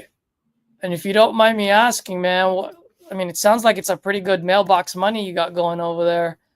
What got you selling? What got you thinking of selling? Honestly, I was trying to get the heck out of Amarillo. I was going to go back home to San Angelo, and I just wanted to get out of it. Oh, no way. San Angelo? San Angelo, Texas. Yeah, I just bought and sold a property out in San Angelo. Oh, yeah. Man, I should have talked to you. I would have sold that sucker to you. It was a fixer-upper. Oh, nice. Yeah, man, you just missed out on it. How much are you? So are you looking for a fixer-upper in San Angelo or ready to move in? I'm just basically ready to move in. Something I can just make it my own, Yeah, that's not a bad idea. All right, I'm just looking at some of the properties in the area, man. Just bear with me for a second. Well, let me ask you a question, bro. Like, if for some reason, if I decide to fix this and put it on the market for maximum value, how much do you think I can sell it for? Basically somewhere around the 90 range, 95 range, somewhere in there. 90, 95. All right. I'm just punching in your numbers. So if I sell it for 95, how much do you think I need to put in it to make it look, so that I can sell it for 95? Probably just, like I said, just cleaning up the yard. Yeah, but I mean, that's getting it rent ready though, right? Yeah, just basically just getting it ready. I mean, it's the only thing you need is just some soap and water and getting it cleaned up, and finish painting off the closets that inside the house, and then on the outside you just have to clean up the yard. Pretty much just take out all the weeds and stuff. It shouldn't be too much. I mean, you're probably looking, I'm guessing, with about $1,000 maybe, $1,500. You can get all that taken care of. Unless you want to put new grass or anything like that, well, that changes. Yeah, brother. Just curious, man. Would you happen to have any pictures of the property right now handy? I don't, brother. But I can probably try to get some if you need some. And then how quickly do you want to sell this property, by the way? I mean, if the money's right, I have the title ready for you right now. Yeah. And you own it outright? Yeah, it's all outright. I bought it about, I'm guessing around 5 years ago, 6 years ago. 5 years ago? I put my kid in it, but then he decided to buy something else, and that's why it turned into a rental property. Yeah. If you don't mind me asking, how much you buy it for? I paid it off in 5 years. I probably paid somewhere around 45, 50 grand for it, somewhere there. Yeah. Okay. So you're not trying to get rich, but you just want to have something, huh? Yeah, I just want to recoup my money, honestly. That's all I'm trying to do. Yeah. Give me 1 second, man. Let me work something out here, bro. So it's vacant. How old are like the big ticket items, like the roof, foundation? The roof is probably around 5 years old. The foundation, I really don't know. I mean, I haven't done anything to it, so I really don't know how long the foundation is. But the roof is about five years old or so. Foundation is good though. Yeah, the foundation should be real good. What about the HVAC, water heater, all that stuff? The water heater is. I put one in here about a year and a half ago when I had to rent it. So everything, the water lines, everything works on it like it's supposed to. The sewer works like it's supposed to. The only thing it doesn't have is they don't have any central heat and air. All it is just the gas line from the heater. And then you have to put window units for the air conditioner. Okay, so I need window units.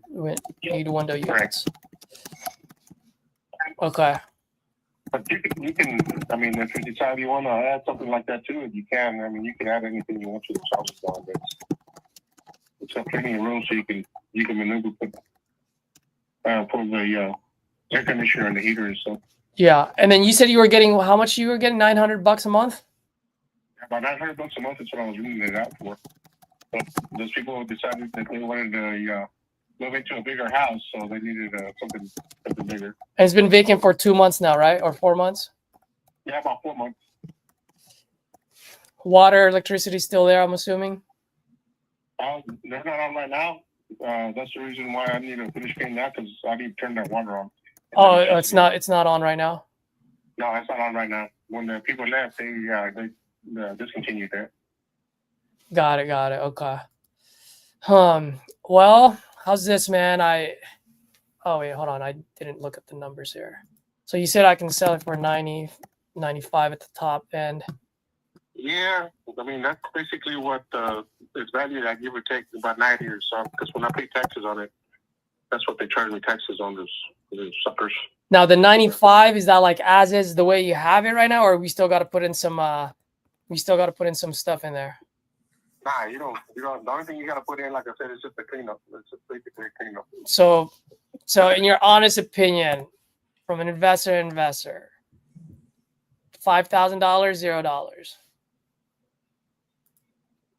If you don't want to put an HVAC system on it or anything like that, you're probably looking somewhere around $1,500 just to clean up the yard and paint it the inside and do a good washback.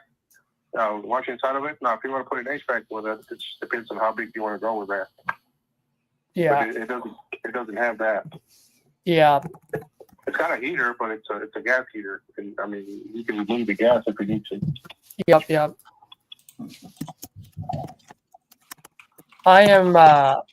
I'm just looking at the properties in the area, and I actually have one of my business partners. He's out in Amarillo. Okay.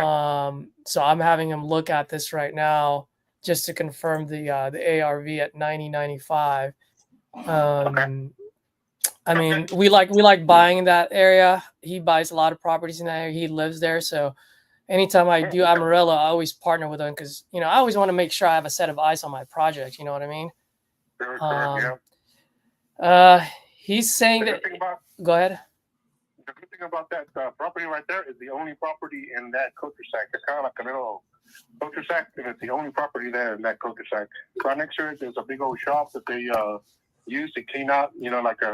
They use it like basically like a business, so they can clean out vehicles and stuff like that. And then across the street is kind of like a little small mom and pop dealership. Yeah, it's very residential, right? Yep, it's very good residential right there. Yeah, that's what. You're probably looking around 4 between 10 blocks or so to get to downtown, midtown. Yeah. And you pretty much just want to recoup your money, right? Correct. I just want to get out and buy something else when I get out of here. Yeah. Well, I mean, if my partner and I take this off your hands and we close on it literally within 14 days, as soon as title clears, we pay all the closing costs. I mean, you know the whole thing. You're an investor. So we pay all the closing costs. We move quick on it. You don't have to finish the job that you were doing. I mean, what's the best that you can do here? I really don't know, but I really haven't really thought about it. So yeah. I mean, you can see pictures on Google.com. You can see where the pictures are.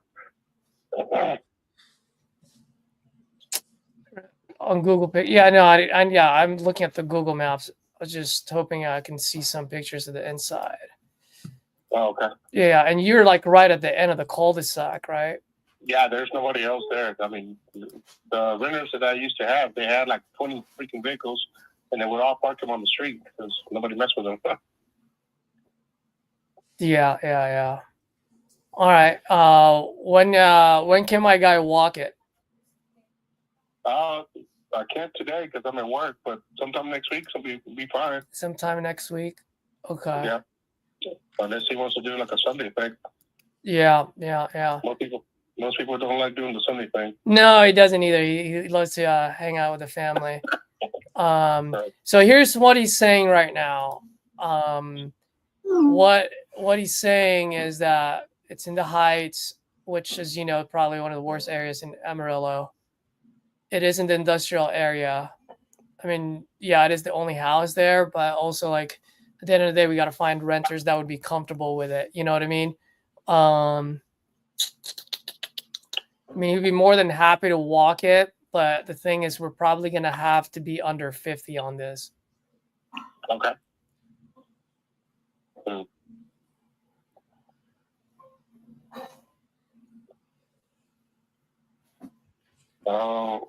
Well, like I said, all you have to do is just let me know how much you're willing to offer, and I'll consider it. Yeah, I mean, if you're open to having an offer under 50, I'd be more than happy to send my guy out there. He can take a look at it. He'll walk it.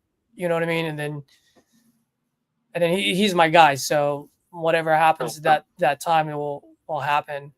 But we do move quick. So if this is something where you need to move quick with, we can make that happen for you. But we just want to make sure that we don't waste your time. You know what I mean? And we don't want to waste ours. So if you're okay with hearing a number under 50, then we'll go ahead and schedule a walkthrough. What's a good date for you? I mean, Tuesday or Wednesday would be fine with me. I mean, I'm pretty much available during those 2 days. Tuesday or Wednesday, you said? Yep, Tuesday will be fine. What's a good day? I mean, not well, good day. What's a good time? Sorry, morning, afternoon. Probably in the afternoon. In the afternoon. All right. He said any day would be good for him. Either day is fine. So what's a good day for you? This is Tuesday. All right, Tuesday. Around what time? Let's just say around 11 or so. 11 a.m. That'll work. All right. Let me ask him. He's texting me back right now. So San Angelo, huh? What got you going to San Angelo? Just I have family over there, and I had to come back to Amarillo, and I left them behind. So now I gotta go back and try to see if I can pick them back up. Man, I just sold the property there for only 40,000, dude. You would have loved that one. Shit. Yeah. Okay, so my guy said he can do 10 o'clock or 1 p.m. on Tuesday. 10 o'clock be fine. 10 o'clock? Okay. I'll have him visit you at 10 o'clock on Tuesday. I'll give him your info. I'll probably shoot a quick text between the three of us. His name is JW. You probably know him. I probably do. Yeah, you guys were like, oh, what's up, J-Dub? Let's go. All right, brother. Good talking to you, man. And let's schedule that for Tuesday at 10 o'clock. Okay, that'll work. All right, brother. Bye.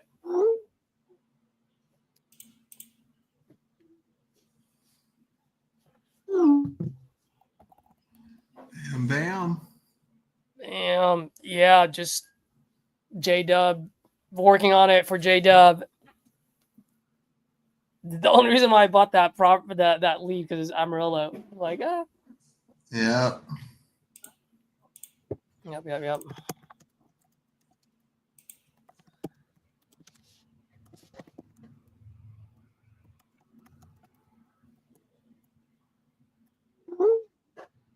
All right, go ahead, Jacob. I'm gonna take some notes and send a text for this one. Yeah.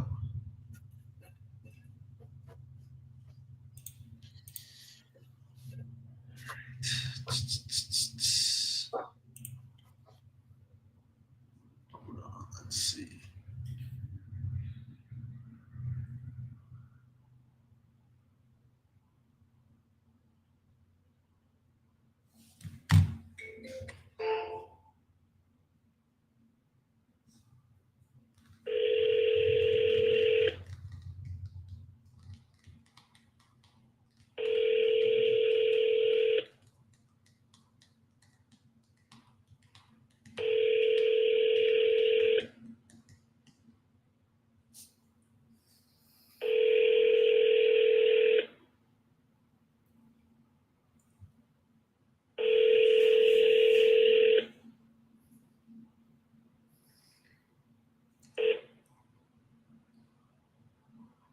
Please leave your message for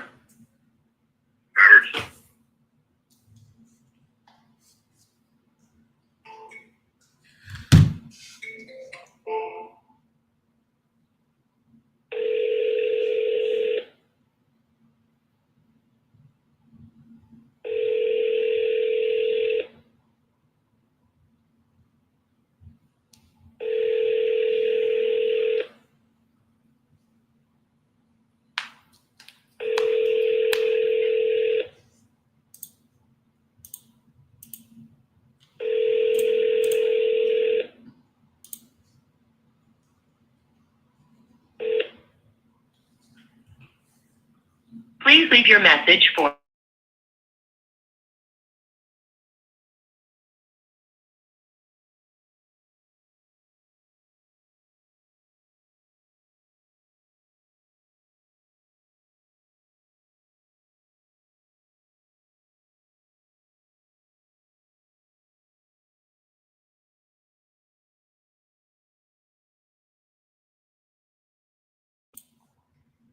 He's taking notes, so I'm gonna roll into the next one.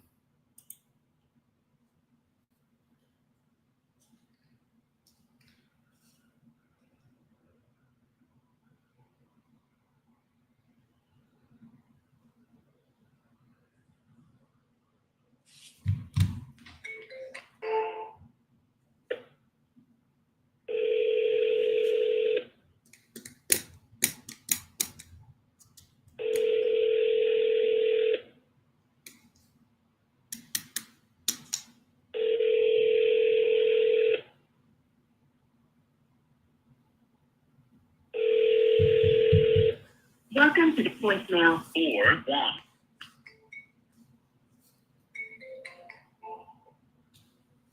Pick up your phone, motherfucker.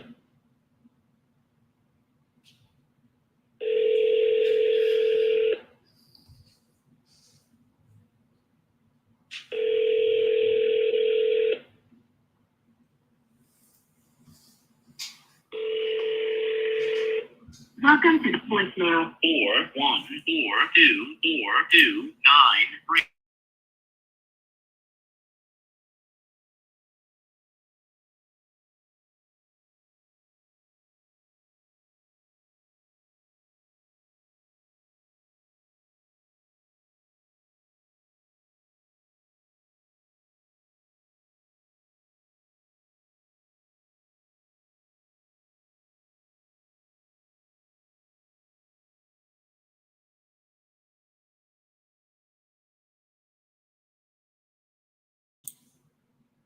Okay.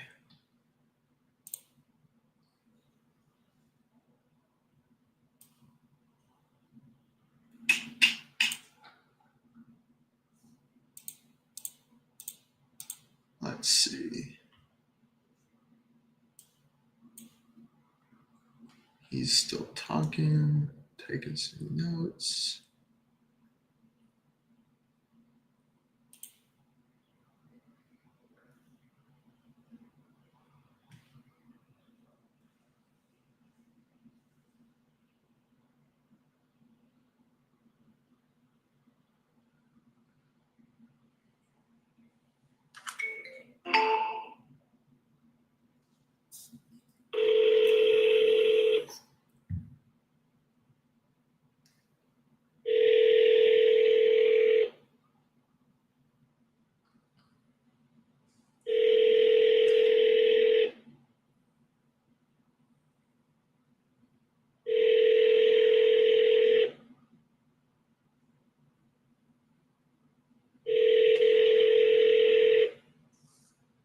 Your call has been forwarded to voicemail.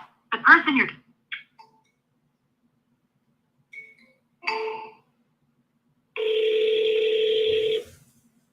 I feel like these are some long dial times.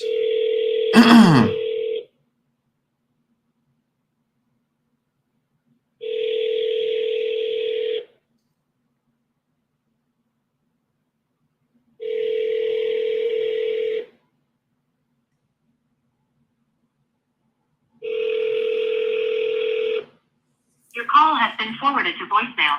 The person Uh-oh. Looks like I just had a new lead come in.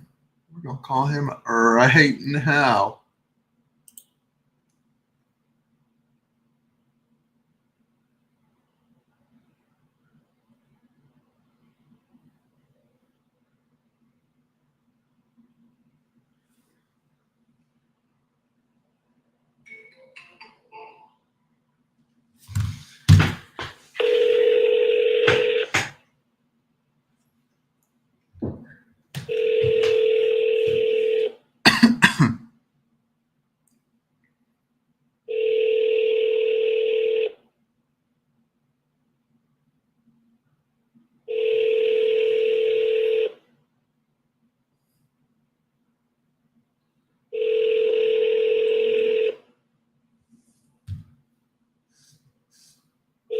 Six one.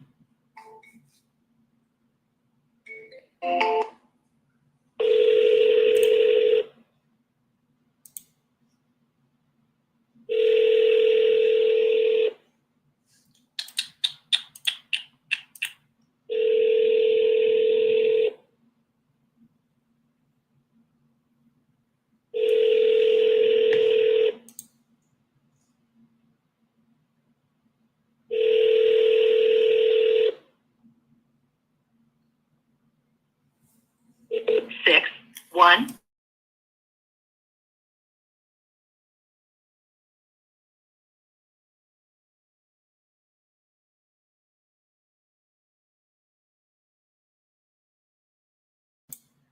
Dude, What's up? I was just talking to J Dub. What's up? bro, no way. Hold on. What happened? I just got a lead from Tristan, I think. What was that guy's? What was his last name? The one that tried to pitch you on a lead. What was his name? It's Tristan. What? Yeah, it was definitely Tristan. Yeah. What was his last name? I'm gonna go to my dead lead, Morgan. Bro, no way. Should I call him too? Yeah, I'd be like, I'm Jacob. No way, bro. Morgan in Washington, D.C. Yeah. Yep, that's him. Yep. Yeah. See, that lead looked very promising. That's why I bought that. Yeah. Yeah. I didn't know you buy in that area. I probably would have told you don't buy that one. Yeah. Yeah. Here, I'm gonna call this other one that I just got first. Let me send my text message out.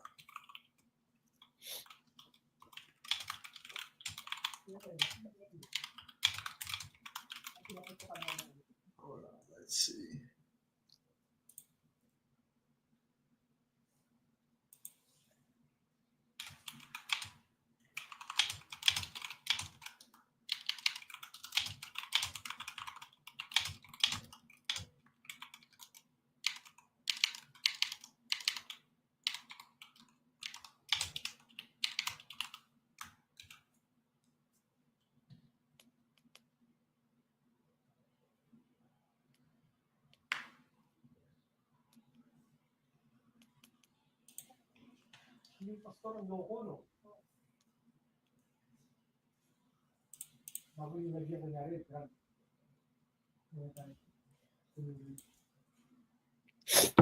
All right.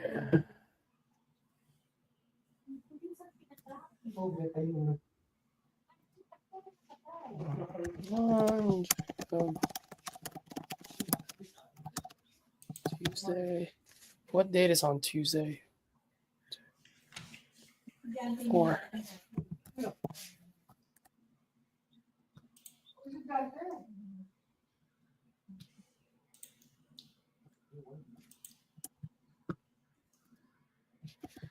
All right. You mind if I make this next one real quick? Oh yeah, go for it, bro. And then I'm gonna make the next one because someone just responded to my text. So go for it, Ribbit.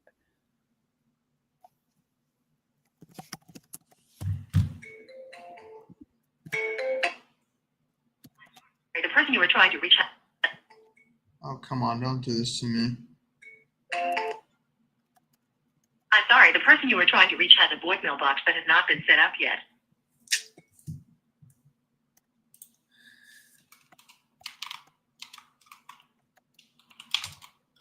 All right.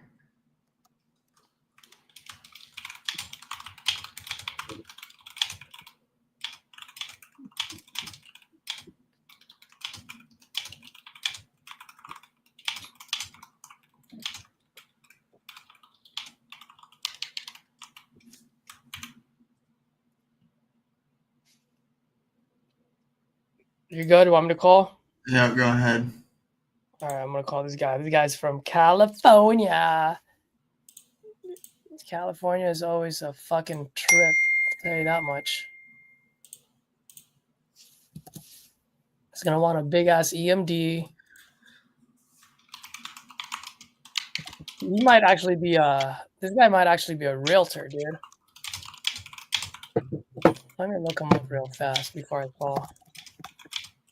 Because he's from a real estate company.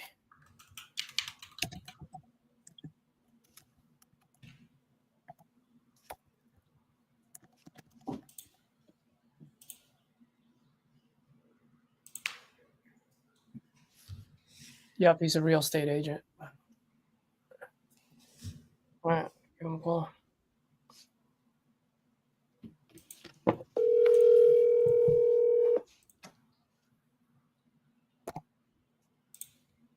This is Mike. Hey, Mike. Good morning. It's Caesar. How are you? I'm well. Thank you. How are you? Oh, doing great, man. It's Saturday. It's beautiful. I'm in sunny San Diego right now, and figured I'll just make a few phone calls before I start my weekend, and hopefully I can pick up a house. You know? Excellent. So you called on Orchard. So this is a condo. Have you already researched it? Yeah, I noticed it's unit B, so I figured it is condo. Okay. Yep. When I bought it a few years ago, we fully remodeled it, new flooring, painted the cabinets, new appliances. It's had tenants in it. Okay. Some young folks that I rented it to from church. But yeah, it's tell me what you do. Yeah, I am an investor myself as well, just like you. Sometimes I buy and hold. Sometimes I flip them. To be perfectly honest with you, I've gone away from California just because it's been crazy as a landlord over here. Of course. Over here, so I've moved my business outside of California. Makes sense. But whenever I find a property, something that I might like, just to be full transparency with you, whenever I do buy properties in California now, I do partner with a local investor on it, just because I want to make sure I have a set of eyes. Are you a wholesaler, or do you sell them in escrow? What do you do? Yeah, great question, man. I am an investor and I do wholesale from time to time. So in California, a lot of times, just full transparency, I do wholesale just because I don't like to buy and hold anymore over here.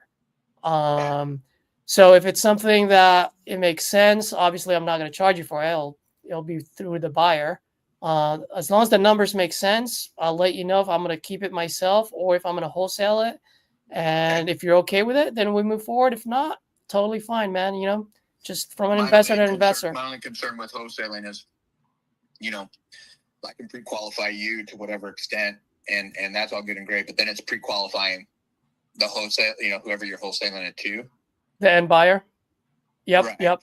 Well, I mean, what if they're right? So that's my concern. Yeah. No worries. So, I mean, at the end of the day, if I decide to wholesale it, I don't make my money until it crosses the finish line, right? So I vet my end buyers very well, and also, I mean, these guys will move fast. It'll be cash deal, 7 to 14 day closes. Like I don't look to tie you up for more than 14 days, and by the time I find a buyer within those 14 days, those guys usually just ask me, 7 to 14 days, and that's it. Like they don't want to move any more than that. Understood. What? Thank you, Caesar. And then what? Tenants, with tenants, without tenants. What's the vibe? Yeah, a little bit of both. I mean, if it makes sense with the tenants, if they're paying right. Obviously, if it's usually with tenants, there's usually a little bit of more of a discount, right? But if it comes in vacant, then obviously you have a little bit more leverage. Right now, do you currently have tenants in there? I know you said you were renting it out, but is it vacant or is it to some young? I've been renting to some young kids from church. I already let them know that it's interesting because I got a call from your associate the night before my wife and I decided to sell it. So I called the kids and I was like, hey, I'm going to sell. And so they understand. They're paying a little bit below market just because I just gave them some favor. Yep. And so I was getting $2,000 a month on it. Uh-huh. These kids are paying $1,750. Okay. And so that's the situation. It just depends on what way we go. I can give them 60-day notice post haste. I verbally already gave it to them. I'm going to email them something on Monday either way, just because I'm going to be selling the place. So that's the situation with the tenants. Got it. Okay. Yeah. I mean, that's something that we can work around with. You know what I mean? Yeah. Well, so let's talk numbers here. How much are you? I've got a number, but you tell me. Your associate threw out a number. I don't know how realistic that number was, and I do this stuff all the time, so it's like I get hey, here's your number. But you tell me what your offer is. Yeah, well, I mean, I don't really know a whole lot about it yet. I mean, I can look it up on Zillow. Obviously, I'm looking at the comps right now. But as far as the condition of it right now, when was the last time you renovated it? I mean, also. Yeah, I renovated it. I bought it. 3 years ago. Okay. Something like that. I renovated it then. I went in, all new flooring, just kind of the luxury vinyl. Uh-huh. All the way top and bottom, stairs included. I put in an AC unit. So it's like a wall mount AC unit. we painted all the cabinets. We put new countertops. I mean, nothing super high end, right? But nice, clean, new countertops, new sink, and then a new oven range and new fridge. Mm-hmm. So, you know, and all the we put a new bathtub upstairs because the bathtub was hammered. So we put a new bathtub, new baseboards, new sinks, new toilets. So we did all that 3 years ago. You guys did a lot, huh? We did. I mean, I did it myself, basically. Have a crew. Yeah. So, you know, did it at wholesale prices, but yeah, I just wanted to be able to rent something nice. And so yeah, that we did that. It wasn't too much. It was, you know, but we put in a couple bucks. Yeah. Well, right now, and how long has those guys been living there now? I want to say this is their second year. Their second year. Are Right. they frat boys or? No. They're a married couple. They're a married, young couple. Oh, they're a married couple. Okay. When you said young earlier, I thought you were like college guys or whatever, you know? They're a young married couple with two young kids. Got it. Okay. Well, I mean, when was the last time you seen the inside? Probably a year ago. A year ago. Okay. So right now, if I were to go in there, or whether it's me or the end buyer, probably going to cost them anywhere from what to get it rent ready for $2,000 a month. What you're asking? What it would cost? Yeah. What do you think? I don't know. I got to get in there, but I would say, you know, I'm sure it needs to be cleaned. Maybe a little touch up paint. I mean, I could probably get it done a couple grand. Got it. Okay. I mean, at my cost. At your cost, right? Yeah. I mean, but yeah, I don't think. I mean, these are good kids. They have some young kids, but I'm sure there's some crayon markings on the wall. Whatever, it's paint. Yep. If I decide to like keep it myself, and let's say I fix it up so I can sell it on the market, how much do you think I can sell it for that unit? Well, you're looking at the comps. You see, there's one pending in there. Mm-hmm. I think it's pen. I think it was listed at 269. Uh-huh. I don't know. I mean, I think that's the number, right? Somewhere 250, 260. Yeah, that's what I clocked it into. I clocked in my ARV at 250. Yep.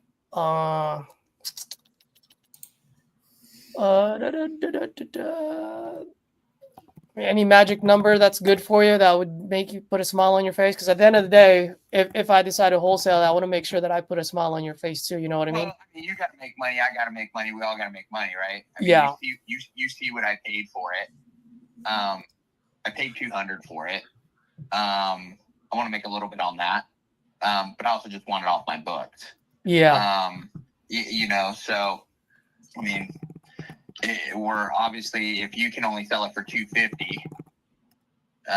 then we're somewhere between that, you know, what I paid and $250. So I'm realistic with it, Caesar. If I can, I mean, there's value to me if we can have something quick, easy, and the tenants stay and I'm done in 15 days. That has a lot of value to me, just because we're ready to move on. My wife and I are ready to move on something else.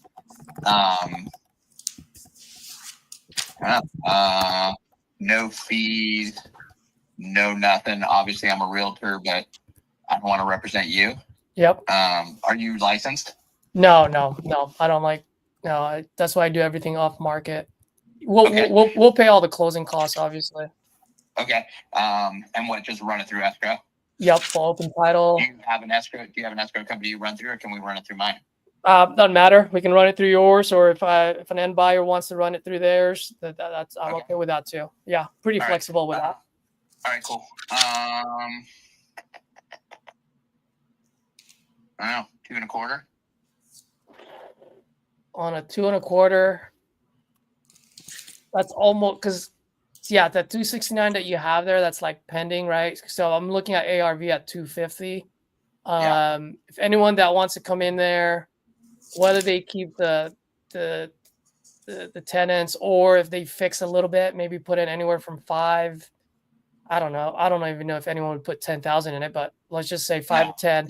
There's not. Yeah. You're Yeah, not there's no way. 10 G's in With it. There's no room to put 10 G's in it. yeah, with everything that you've done, with what you said. So I'm thinking maybe 5,000 tops, if anything, is what someone's gonna put in there.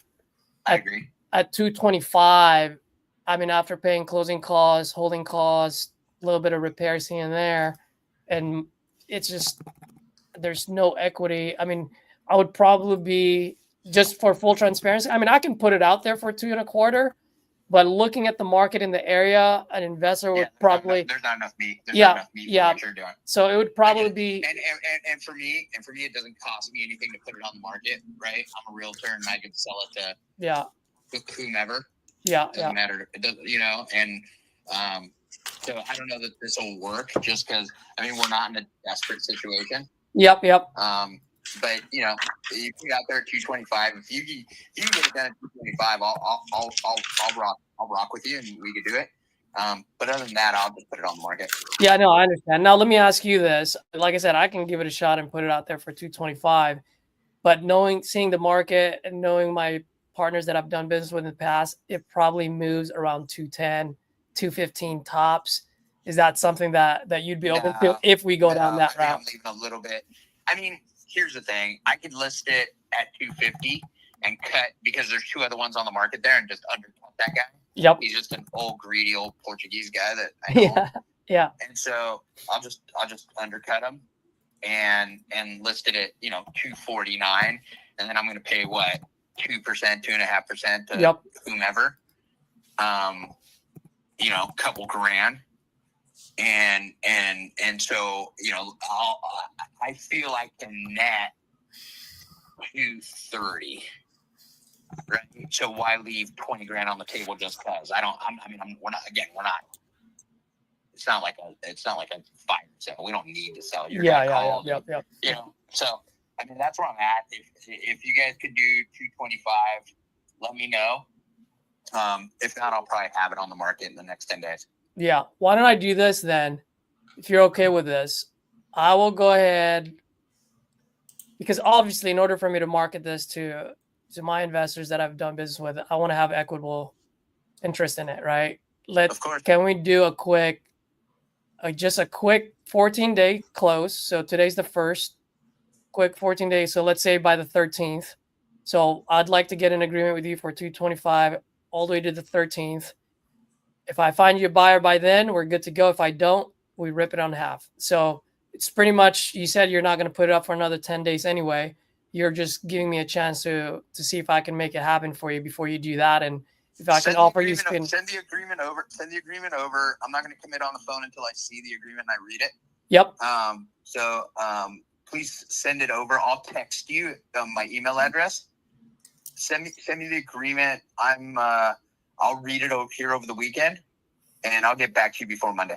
Yeah, that's no problem. So what I'll do is absolutely. So what I'll do is I'll send over the agreement, and I'll have like an expiration date on Tuesday, and then you and I can chat on Monday. We'll go from there. Yeah, fair. Cool, Caesar. All right, brother. I'll send you my email address right now, sir. Okay, cool. Bye. All right. Yeah. Bye. Ooh. Let's go.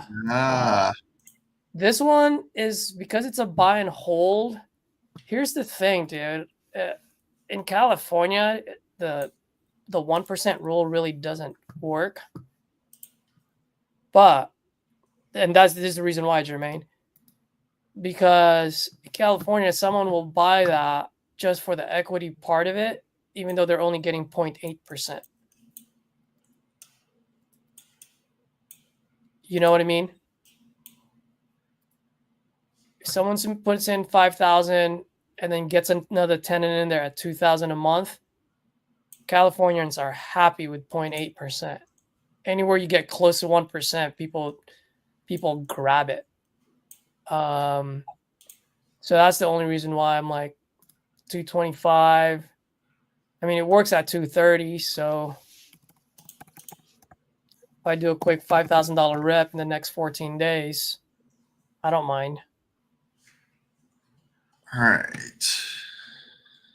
But if I were to look at it from this calculator perspective, it doesn't work. You know what I mean?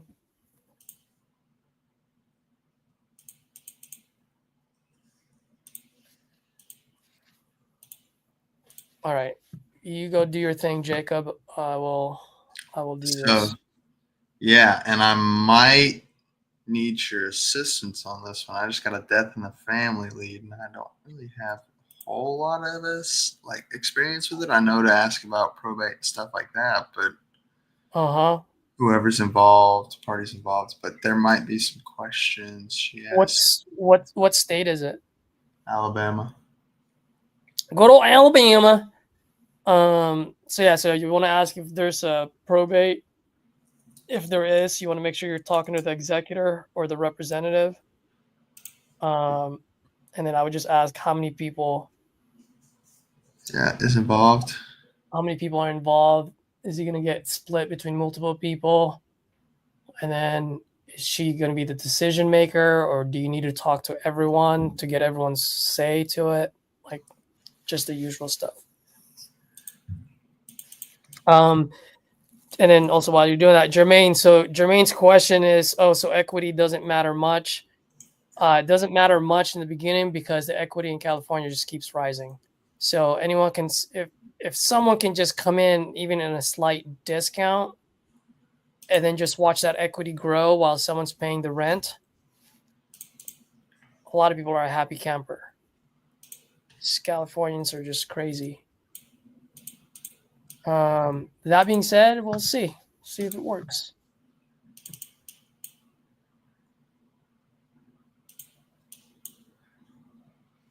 Hey, question for you guys. When I have my contract, I don't know why, but the boxes are not central or not centered. Do you guys have the same problem?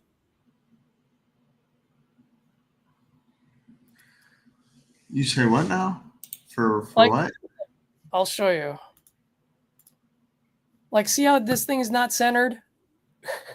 I don't know how to fix it. Is your contract like that too? Well, so, and I'll show you mine. It is not like that, no. So I wonder through PandaDoc. What? I said I have mine through PandaDoc, and I'll show you.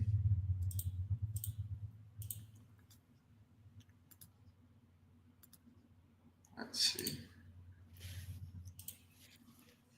So look. I don't know if you can see it or not. Oh, hold on. I'm not sharing my screen. Sharing your screen. Okay, let me see. Yeah, see, so mine looks so unprofessional because it's off to the side. Hey, so let me see. Let me see yours again. Jermaine's calling me. Give me a second. Oh, go do your thing. Yeah. Call this lady back. I missed a call from her. Hello? Hey, I missed a call from this number. You were right.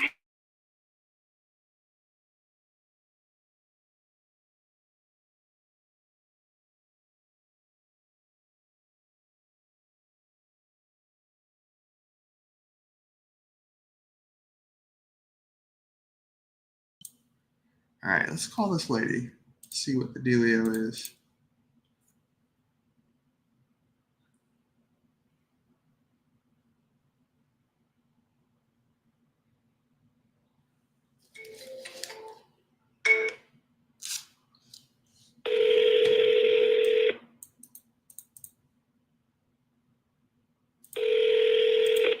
Hello?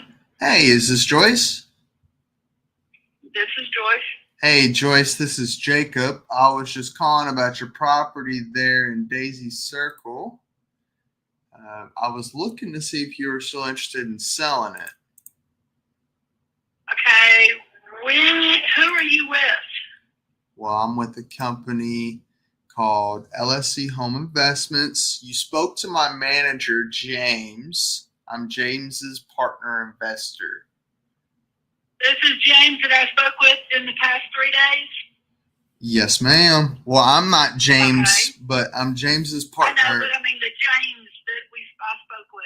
Yes, ma'am. He didn't really give me much information, but he told me to give you a call because I do a lot of business in the area. So I wanted to kind of take over for him. So anyways, yeah, are you still looking to sell it? Okay. I'm just going to tell you the way I tell him and every other dozens and dozen of people that call me. Okay. I want $30,000. I don't pay any closing costs or anything like that. It is free and clear. My husband's name is on there, but he's deceased. I have the death certificate, and there's no negotiation. It's 1.65 acres. There's an existing house on it that needs to be completely redone, tear it down, whatever. Walls are falling in, ceiling's falling in, all that. We were going to build out in the next to the house and then tear that down and you put us a big workshop up there. But my husband passed away. I'm so sorry to hear about that. Thank you. But this property, I've already had, okay, when you get out, I don't know how familiar you are with the area, but do you know where 459 is that takes you around toward Tuscaloosa? Okay, if you get off at the Morgan Road exit, I don't remember the number of it, but if you get off there, you turn right. You go down to Hilltop Road, take a right, and it's a mile or so down there on the right-hand side. Or you can turn, as soon as you get off the exit, there's a little service road, and that will also take you to it through the neighborhood. But when we moved there, there was nothing but the shopping center that is right there at Morgan Road. That's all that was there, and a gas station and the church. And we knew what was coming because my husband was in construction, and as a matter of fact, he built the River Chase Galleria from the ground up. So we knew what was coming up on Shades Crest and all of that, and everything has. You don't have to go all the way into town to take care of your business. There are great schools and all of that, and you can be at any of the interstates in less than 10 minutes. And there's great schools and everything, just within not far at all. And it's a great place down in there. You still feel like you're in the country, but yet you have easy access to everything in just a matter of minutes. And if I can't sell this, I pay my property taxes every year. If I can't sell it, then I'm going to leave it to set of twins, young, they're in their 30s, young men that one of them is interested in buying it, but he just had a baby, plus he's got his own business, and he just had to get a new company van. So he wants to put homes on it for nurses. His wife is a nurse, and all the traveling nurses that come into the hospital in Birmingham, they have a hard time finding places to live. So, but, you know, I'm not starving, and I know what the value is worth more than this. I did sign a contract a few years ago with a company from out west, and they were going to sell it to a man down the road for $38,000. Okay. But he reached out to me and tried to talk me down into half of that or less. And he became extremely irate and belligerent. So I just quit all conversation with him because it's not worth it. I'm not going to argue, fuss, or fight over this, and I'm not going to get taken to the cleaners. My mother-in-law, she had the same thing happen on her property. We watched what happened to her, and she broke up her. She had 4 lots. She sold 2 small lots. They robbed her blind. They didn't even give her $7,000 for the 2 lots, and they built 2 several $100,000 homes on the property. Whew. So yeah, so they just took her, you know, and it was something because she was trying not to get her Social Security disability and everything taken away, and they said, oh well, we'll do some work around the house that you need and this and that, and They gave her some money and all that. And then she's sitting over there in a shack, and this is what they did to her. And I know what the potential is for this area. That's why we bought it. So, and like I said, I'm not starving right now. It's not something that I have to have the money right this second. And I know the value of it, and that's just my bottom line. Absolutely. I'm not gonna. And there's enough room that you can put. I would say 3 houses comfortably, as they're building homes now. And I did have the power lines removed from the house and the power box. I had the gas meter removed from the house, so I had no base rates anymore. And the power line that was connected across the road by the woods came home one Friday evening, and it was arcing on a tree limb. Ooh. So so I said, there's no sense in doing this. Let's, we stayed with friends anyway when we would come into town. And we just went ahead and had everything removed so that we didn't have any base pays. And the original house, from what I understand, was built in 1942. And like if you take 2 dominoes and you sit them side by side, well, you take the left one and you push it back halfway.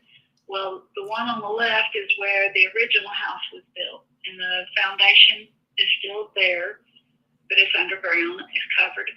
But this house was built next to it, and they eventually tore that down. And there's a well that we use, the well. You have accessibility. Now, let's see. There's 2 water meters out front when you're facing the property and you're standing at the gate. To the left, there's the mailbox is over there, and there's 2 water meters on the ground. 1 meter is for the house, and 1 meter is for the home behind us. Okay. And so, and the property goes all the way down to where there's a 90-degree turn on Daisy Circle. Yeah.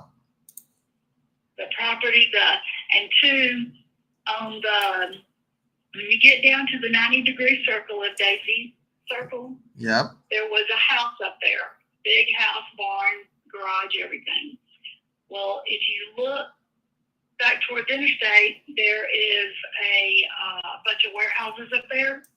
Uh-huh. And one of the owners bought that gentleman's property, and he was allowed to live there till his life ended. And they went ahead and started maintaining things and everything, but they just wanted easy access. Well, they wrote up a contract to buy the property from me many, many years ago, but my husband wasn't willing to let me pay off the bills, so I didn't sell it. Because I knew it was something that was going to be money in the bank later. Yeah. So, absolutely. if you're interested, go look at it, Well, ride so, the area, look at the area, but so that's where I stand. again, Miss Joyce, I'm terribly sorry about your loss. Thank you. So let me ask you this. Now, what is the value of the land in your opinion? Well, according to my tax records, I think it was like $38,000, 35, 38, something like that. I just know I know where there was nothing. If you're familiar on Highway 150 at Shadescraft, there was nothing there. Uh-huh. No gas station, no shopping, no mall, no YMCA, no doctor's offices. There was nothing. You either drove to Morgan Road to go to the grocery store, or you drove all the way into downtown Bessemer, where Walmart is, or you drove all the way to the Hoover exit. You can live out there. Your children can go to elementary, middle, high school, You have easy access to the interstate, and if there's a problem on the interstate, you can take the updated back roads all the way over to Oxmoor exit and all the way over to the Oak Mountain exit. You can even go all the way over Shades Crest and come out at Interstate 65. You can be at Tuscaloosa in 35 minutes. So, okay. Well, so now, you know, I know you were saying that you've had a bunch of people calling you, and I'm For years. for years. Well, let's see. Well, I'd love to try. They want to give me 7,000, 10,000, 15,000, and I'm like, no. So I just stop everybody from the beginning and stop all the additional phone calls because I just pulled off the highway to park to talk to you because I don't want to be rude. But that's just the bottom line. Absolutely. You can, I mean, if you know anything of the area, we bought this property. Oh my God, what year was it? When was the River Chase Galleria built? Oh, I can't remember. We bought it before the River Chase Galleria opened up. 90, 91, I can't remember, or 87, 1980, something like that. We've had it for years. And like I said, I've watched this place grow, even just diagonally across the main road on Hilltop, there's an apartment complex over there. That didn't used to be there. That used to be horse pasture. Do you still live in the area? No, I live in North Baldwin County, South Alabama. Yep. Oh, yeah. So, and your guys' plan was to actually build a house here, right? Like on the property itself? That was the plan. Yes, because when we had it, when you're standing in front of the house, it's fenced in. Yeah. To the left was this big, massive open field where we were going to build the house. Then we were going to tear down the existing house, and that was going to be our workshop, garage, barn, whatever you want to call it, for mechanicking and whatever else. Gotcha. So let's see. And then we had the wooded area. Yeah, I was about to say, I see the wooded area, and I'm assuming what used to be the field. The house is all woods now. Yeah, I can see a little small piece of where a house. I mean, that thing looks a little rough. Oh yeah, it is rough. And the septic tank, there is a septic tank. You have access to city sewer.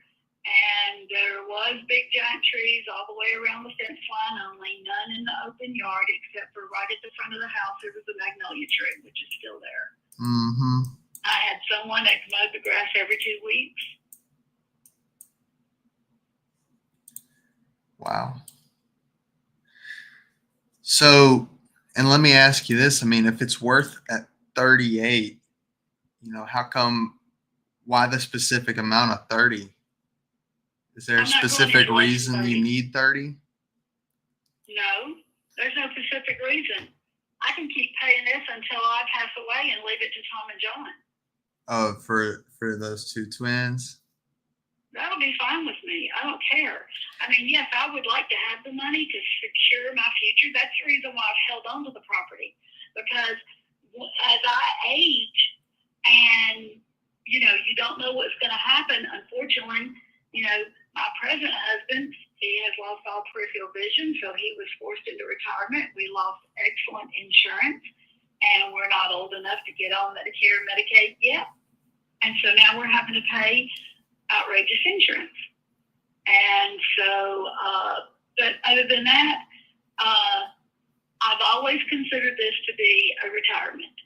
Yep. So, and I'm not going to give it away. Because I'm going to, you know, if someone said, well, just go ahead and sell it, whatever. It's costing me between $500 and $600 to pay my taxes every year, and that's it.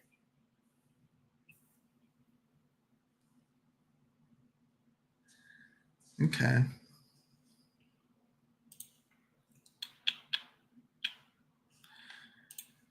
So, yeah, and I can definitely tell you've had a bunch of people call and waste your time, and I'm sorry about that. You know, Oh, for years and years and years. my competition Many sucks. years. Yeah, my competition sucks, and maybe we can work something out here. Well, I'm firm on my part. Well- Sure, I would love to get more for it because if the man down the road was going to pay $38,000 for it, but it's like this, I can find a contractor on my own, which I may still take the time to do it. It's just the past 2 years I've been, busy helping my husband with his family and his medical needs, and I'm busting my butt working right now and keeping going. But I'm sure I could probably find a contractor that would be interested in buying it from me because they could build 3 houses on it. Absolutely. And so the guy down the road that offered you 38, what kind of timeline is he looking at? Oh, I won't even talk to him anymore because I'm not going to have anyone be rude and belligerent and as disrespectful as he was. So I just quit talking to him. I quit taking his calls, and he finally quit calling. He wanted to buy the property because he lives in the area or supposedly lives in the area. He went to the courthouse to find out who owned the property to see if he could purchase the property cheaper. Oh. So, Wow. yeah. And I was going to sell it to him. I had to wait till my other contract was done and everything. But then he wanted to be, and it was at a very stressful time in my life, and I didn't need any other stress, and I'm not going to take any other stress, and because it's just not worth it. No, absolutely. And I'm definitely interested, and I'm kind of looking down the list here. Where was he trying to get the price at? Like, what was he so adamant? Like, where was he trying to be? Well, he wanted half of 38. Oh, that's gotcha. Yeah. So. But it doesn't matter.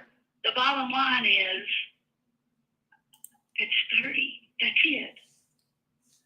Yeah. You figure out what you can do with absolutely. it. If you can Well, sell it, if you can do whatever, and then call me.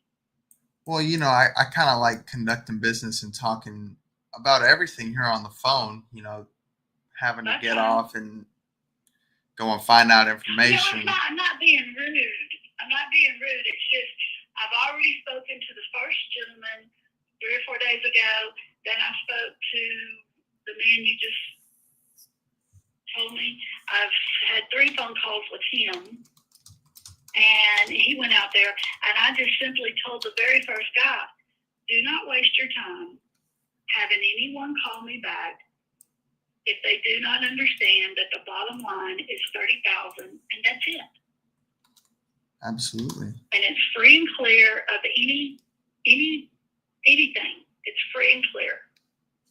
And you said there's no power out there, gas box I had the removed, power water meter. disconnected.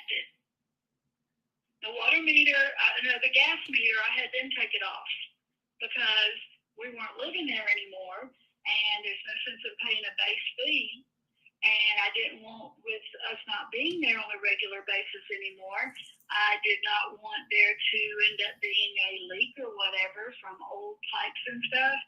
And after what happened with the power, I just said, let's just turn it all off. So I have no charges.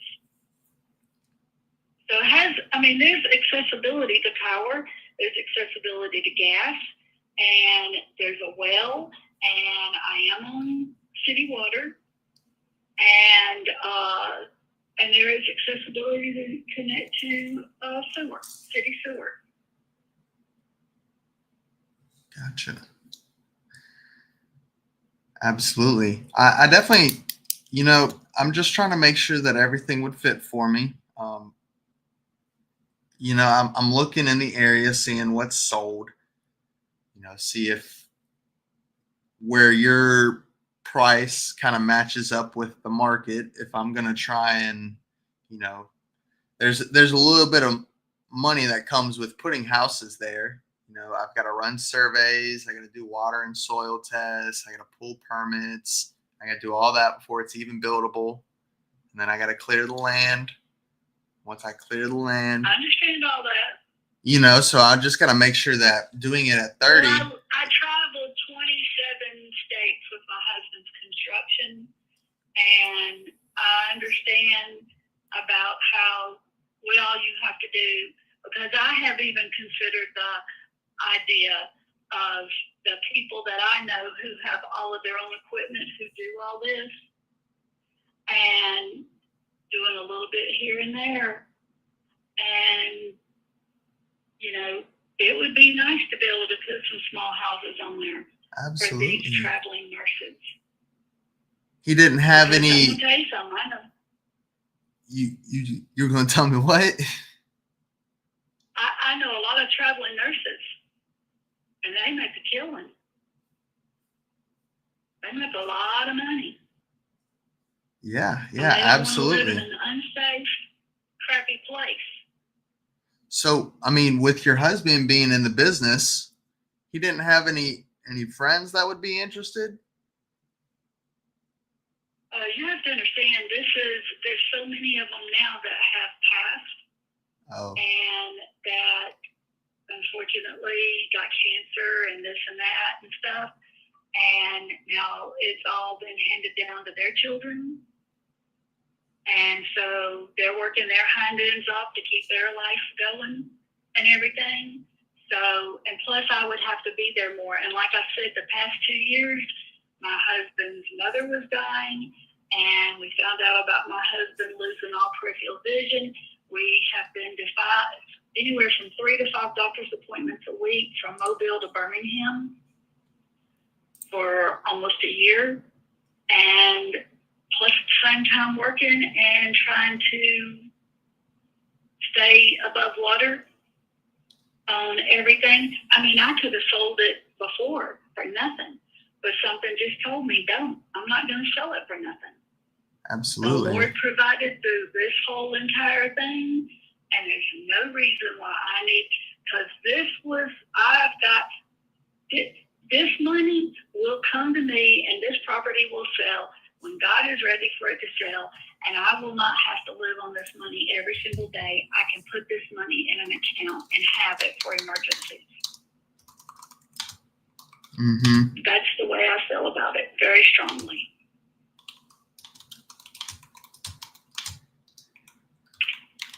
So, and let me ask you, I mean, you're willing to wait however long in order to get that price, you know, with people that are willing to do. It doesn't matter to me anymore.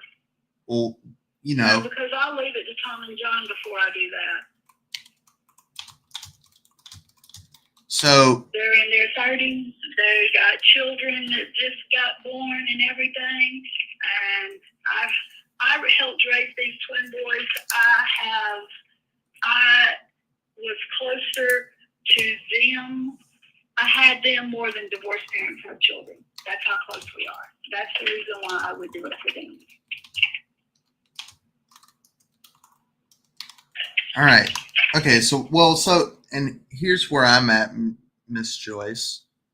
You know, as a builder, and I'm sure you understand with your husband being in the industry, you know, whenever you are acquiring for property, usually we have to purchase it if we're purchasing it cash, right? We need to be at 50 cents on the dollar, right? Now, when it comes, there's also another alternative. And if you're willing to wait, you know, we could maybe do something along the lines of seller finance, where they would be more than happy to give you your asking price, or maybe even a little bit more, if you'd be willing for them to be able to come onto the land, do everything that needs to be done, build the houses that needed to be built, and turn around once everything is done. Then they give you, you know, the money that you're asking for and an interest on top of it. No, I don't want to do that. I don't want to do that. I'm 62 years old, and it's just better to just cut, clean, sell it, be free and done with it. And because I would not even let one of the twins. He wanted to make payments, which I would let him make payments. But his payments were going to be like $500 to $1,000 a month. And, but the thing is, I told him, I said, I cannot be responsible for you going ahead and starting work on the property if something happens to somebody. So we'd have to draw up contracts and everything to do all that. So the bottom line is, it is easier and safer just to sell it, and then you do what you want to do with it. Yeah. And so, and how come they haven't just given you the money for the property yet? Because he's 35, 37 years old. He just had his first child 3 months ago, and he owns his own electrical business in Birmingham, and he just bought his first new vehicle this week that's a van and everything, and he had to use the money where he needed it. Plus, they wanted to make sure that their child was not born with any medical issues at the time where they would have to put the money he had up, because he and his brother had medical issues when they were born. Absolutely. Yeah. And honestly, Miss Joyce, I think what would be great here is, it sounds to me like it would be a nice gift for the twins to get more than $30,000 for them later. You know, like I said, as a builder and investor, we have to come in around 50 cents on the dollar for the property. You know, I'd be willing to try and work out a deal with getting you 25,000 cash and closing within 30 days. But, you know, other than that, I think that, you know, it would be a great opportunity for them to, you know, come in and make way more than $30,000. That's fine, but that's not what that's not my goal. My goal is to sell it. If I can't sell it, then I'll leave it to them. But the point is, if you can pay $25,000, you can pay $30,000. So, what is your name, please? My name is Jacob. Okay. Jacob Zawacki. Can you spell that, please? Zawacki.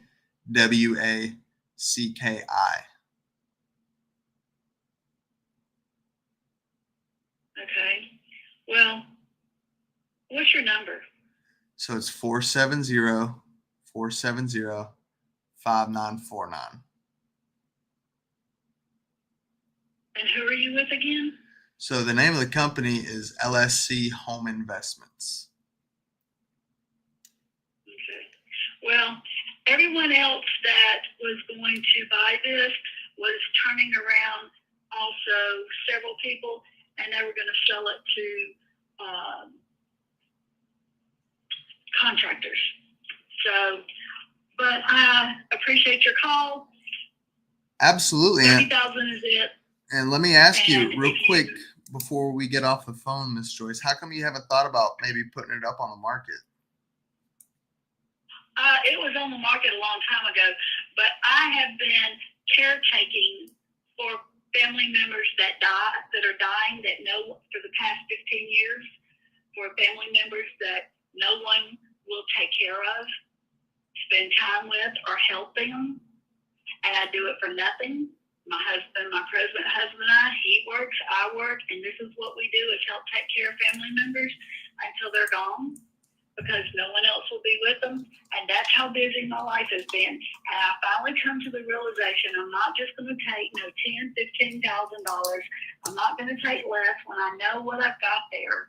And you're going to make a freaking load of money off of this.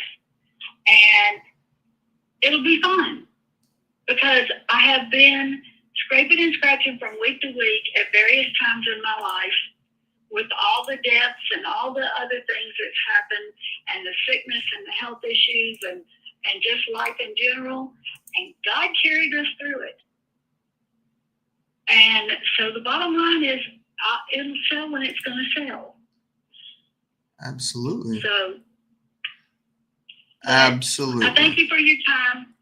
And like I said, if you can pay $25,000, you can pay $30,000. You know, and the money you're going to make on this, is going to be, this will be just nothing compared to that. So, but thank you for your time, and I hope you have a blessed day. Absolutely. Thank you, Miss Joyce. Bye. Bye-bye. Oh, that lady was brutal. Yeah, I don't know. I don't think that's worth 25, 30. No. So the only thing that I'm going off of is all the comps are like super far out. I mean, in certain areas on the same road, I mean, there's a piece of property for sale. It's 0.25 acres. And it's for sale for 12, but it's been on the market for a minute. Yeah, dude. And it's in best. And it's a like corner lot in a little neighborhood. Honestly, like there's things that I could have done to like dig deeper there or try and like wiggle out of something, but I just don't think, we're just going to end up being too far away. So in my mind, I'm just thinking like it's better to just cut this one off. Like she's stubborn as hell. Oh yeah. Even though she wanted to talk and talk. Yeah. There's no way. I mean, in that town, like that thing's worth like $1,000. Yeah. Or 5,000. She's but gonna. I'd rather I could have locked her up right then and there at 30, whatever, and then given her like a really, really unrealistic contract and this, that, and third. But well, one thing, who said it? Someone said it online. One option was for you to lock it up at 30 and then sell it to that guy at 38. Yeah, right. But he did offer that like a couple of years ago, though, right? Well, so this was within a few years ago, yes. And he went. So what she said was he went to the courthouse to try and see if he could buy it for even cheaper than that 30. Uh-oh. What happened? Jacob. Oh, hello. Can you hear me? Am I bugging out? Am I back? Hold on. Hello? Am I back now? I can hear you. Yeah, you're back now.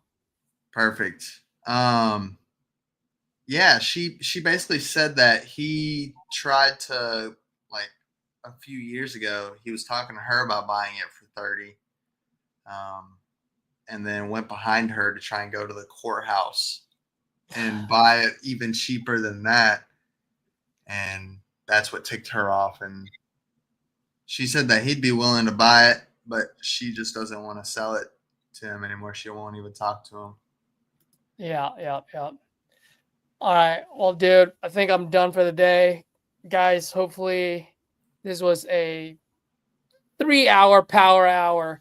It's only supposed to be for an hour, but Jacob, it's always nice having you on, man. I'm definitely going to watch this myself because you dropped some dimes earlier, not with this call, but earlier about land deals. And I need to get better at it. So thank you for that. And then, and guys, if you guys like what you saw, obviously smash that like button.